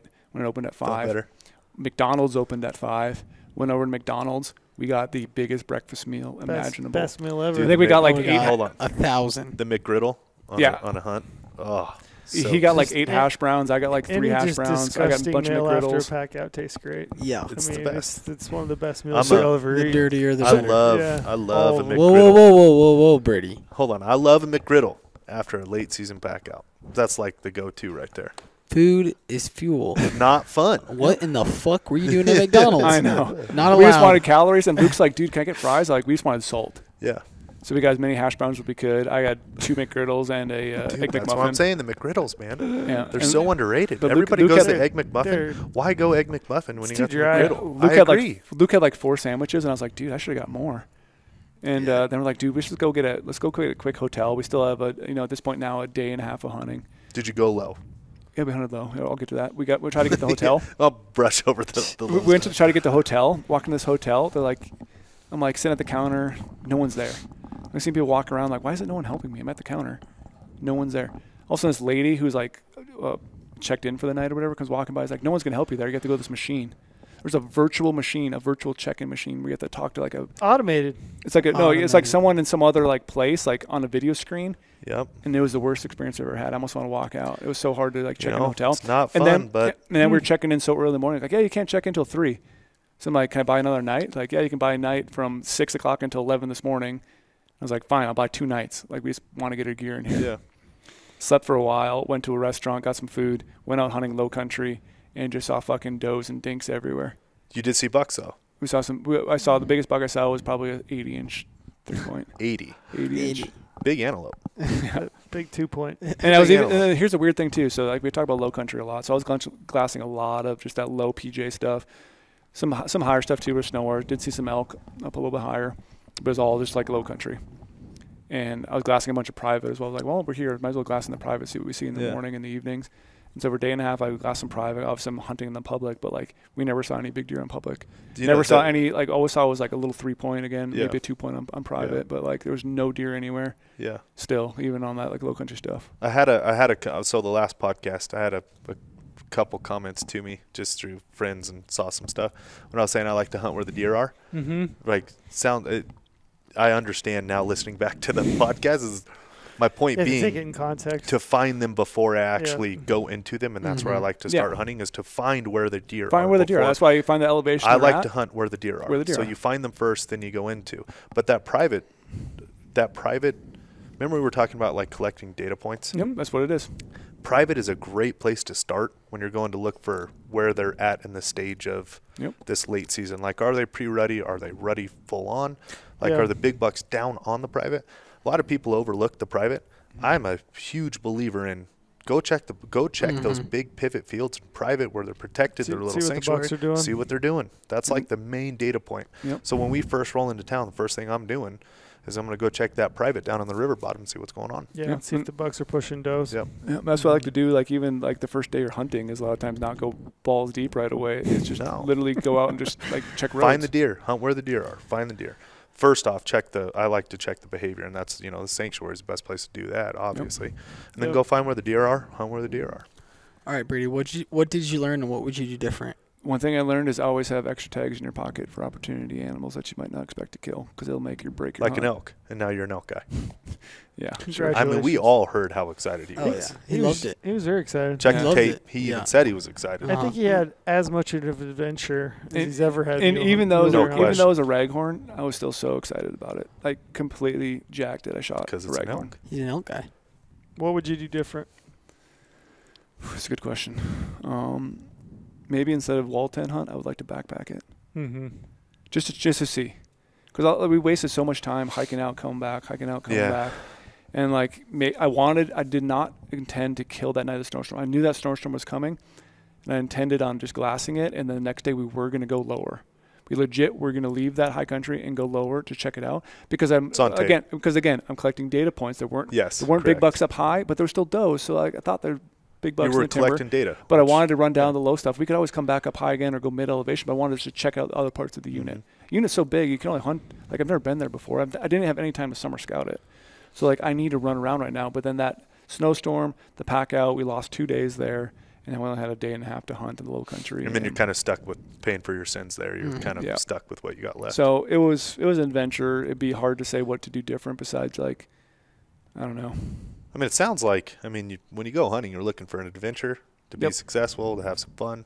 Sounds like you had all of it. Sounds like you had all of it. So really, what is there to be doing different? Congratulations, Brady, you did it. It was fun. It was a blast. If you could have redone it, would you have gone and collected data before you made a decision on where you wanted to go? Yep, that's 100%. That's what we were talking about. Best advice you could probably give is, like I said, just learn that unit right away, drive around, see what you can see. Check the behavior of the animals, check where they're at. Like I said, check out the private area, see if there's actually running activity there. If there's running activity there, there might be some high or there might just be like, not like obviously that's private, so there probably could be running There's just sooner. no pressure there. Yeah, there's no pressure. When you get into the mountains, if you get into an unpressured area, they're going to be doing the same. You're going to have the same thing. If you're in pressured areas, it'll be different. Mm-hmm. But if you get in unpressured areas, it should be. And I think another thing too is like I always say, like I always try to check out like what is the OTC elk pressure in some of these units. And I knew it was kind of high, but like I didn't expect it to be that many elk hunters. Like I said, when I was driving up that first road, there was camps just everywhere. Yeah, like that was kind of frustrating. It's like to me the last best OTC opportunity in Colorado. It's really good. It's worth it still. It is worth it. I mean, there's a lot of hunters, but it is still worth it.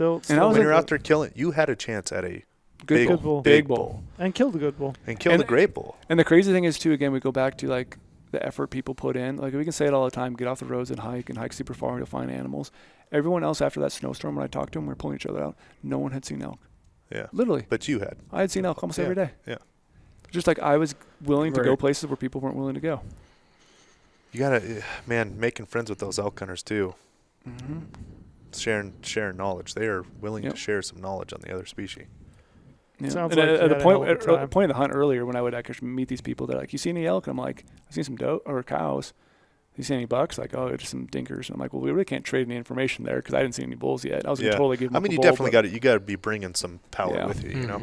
Yeah. Got to be bringing some firepower to get the right knowledge back. But it was an absolute awesome hunt. One of the most savage pack outs ever. Obviously, it's an elk, so it's going to be savage no matter what. But it was just everything I hoped for in a hunt. Struggle, nastiness, work hard for it. Yep. I lost a shit ton of weight somehow. Again, I told you I'm down to 172 right now. Which is Brady's just insane. a dinker. Brady literally is a 2-point right now. Not even a big 2-point right now. Like my body. That's what I'm saying. His body. He says he's born 200 years too late. I don't know if this is the proper body composition for 200 years ago. And I know some people make fun of the food choices I bring in the mountains too, because I don't bring a lot of calories, But like it's exactly what I need. I never feel like I'm like tired or sick on a hunt. I'm never not looking forward to the next day's hunt. It's exactly what I need. But like the amount of effort I put in these hunts, I'm still somehow losing weight. I'm obviously losing muscle when I'm out there, but like because I don't have much body fat to begin with. I don't think you could possibly put in enough calories for the story we just heard. Yeah. No, I'm not a nutritionist, but I know enough about nutrition and body performance to be dangerous. And I'm telling you, just from what I know, I do a lot of like learning for myself, so I can. I'm into that body performance stuff. Like, there's no chance you could ever put in enough post what you just did to recoup that. Yeah. And I don't know if I fully believe all the time like the data you get on like Garmin watches and fitness watches, but Luke's watch, mine never seemed to track it that well, but Luke's watch said he burned 5,500 calories for sure that one day, and that's not taking into account post holing. That's not taking into account cold for sure, and the weight on our backpacks. And to have one day of eating, to your body can't like and no sleep, and no sleep. Your body is not even going to absorb what you just did. But it was I mean? It takes multiple days to get back into that. It was absolutely epic. I would do it again. You want to go elk hunting again? It literally sucks when you're going on there. And we were questioning ourselves, like, Luke's like, I don't know if we should have went down that canyon, up the other side. That was really nasty. But once you're done. That's when you know it's an adventure. Once you're done and get back, it's the most rewarding feeling you'll ever have in your life. Every time I look at that bull, his raghorn, I am so proud of him. Every time I look at that cat, I am super jacked on it. Even though I don't want to say that word again. It freaking hurts. You're a freaking over fucking guy? What are you? It freaking hurts so bad. It does feel like a failure in a sense, though, that I did not kill a mule deer. It freaking hurts. Yeah. That I didn't kill a mule deer, and that's the animal I love, and it's just a hard year. It's just one of those years, man. It's like, but you make do, right? Like I had extra tags in my pocket and had a good hunt. You make do. Yeah. Amen. My one closing thought I would have for you after hearing all that, hearing your adventures, I can relate in that that's kind of what it took me to kill a bull, this year. Mm-hmm. I think if you took the time to listen to all this, that's just what it takes to be successful. It does. Mm-hmm. Yeah. Like, I mean, 10% kill 90%. Maximum effort.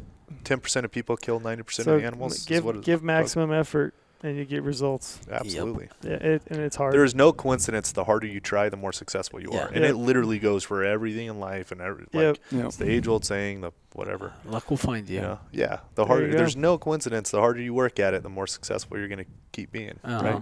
100%. And this shit ain't easy, man. It can be. It definitely can be. It usually isn't. It usually is not, though. And that's why, look, I will never be the one to shy away from telling an easy story because you go through so much shit in hunting. You go through so much, just grind. The day I can drive down the road and shoot and have the story, have the story. I shot the biggest buck of my life right off the road, didn't even have to pack him out. I am welcoming, right? That is a welcomed hunt. I'll take it. Because you're going to go on plenty more that are terrible. Like that. One of these times I'm going to have a layup of a hunt. Everyone, like Luke always says, every time I know I'm going to hunt with you, it's going to be something where we're putting our life. One of these days you're going to be driving into, and you're just going to get out of the truck and go shoot one. Yeah. But again, one of these days, right? It's awesome. It's just what every time I look back at it. Highly recommended. Have you done that? Yeah, I shot a muzzleloader buck basically from I was driving down the road to try to find this buck that I'd scouted, and he was bedded on the side of the road, and he jumped out, ran across the road into a patch of pinyon and juniper. I leaned over, grabbed the muzzleloader, jumped out of the truck with the door open, radio still on, started running down through this edge of this PJ, and for whatever reason, he didn't push out the other side. He just held up. I was trotting along, and I looked, and he was looking at me at 18 yards, and I just pulled up and dumped him.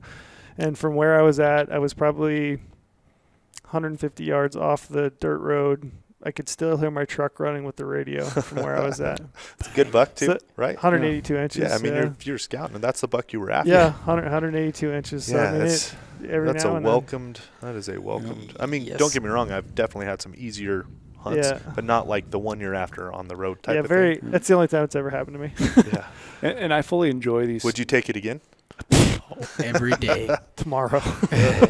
And one last thought I have is the amount of effort I put in these hunts and the craziness, it is literally just what I crave to look back on all these memories I made because I didn't grow up in the West. Yeah. My family and a bunch of my friends are still in Minnesota, and I feel like I'm doing it justice for them because then I can tell them all these crazy stories. 'Cause I'm in a very fortunate position where I'm at to be able to do all this stuff, and they're not. So, they do their thing there, but they don't do what I do all the time. Yeah. So, I can tell them all these crazy stories I've gone on and get them so excited, get them jacked up to come out west and go hunting with us, and just makes them have that much more fire to go hunting because of what they see I go through. Because, they don't want the crazy experience that I have exactly, but they want to experience some of that. They want that adventure part. It's a Western. It makes your life so much more rewarding when you put yourself in those struggle positions, questioning your sanity, questioning am I going to die tonight? Yeah. I'm fully willing to die for a mule deer.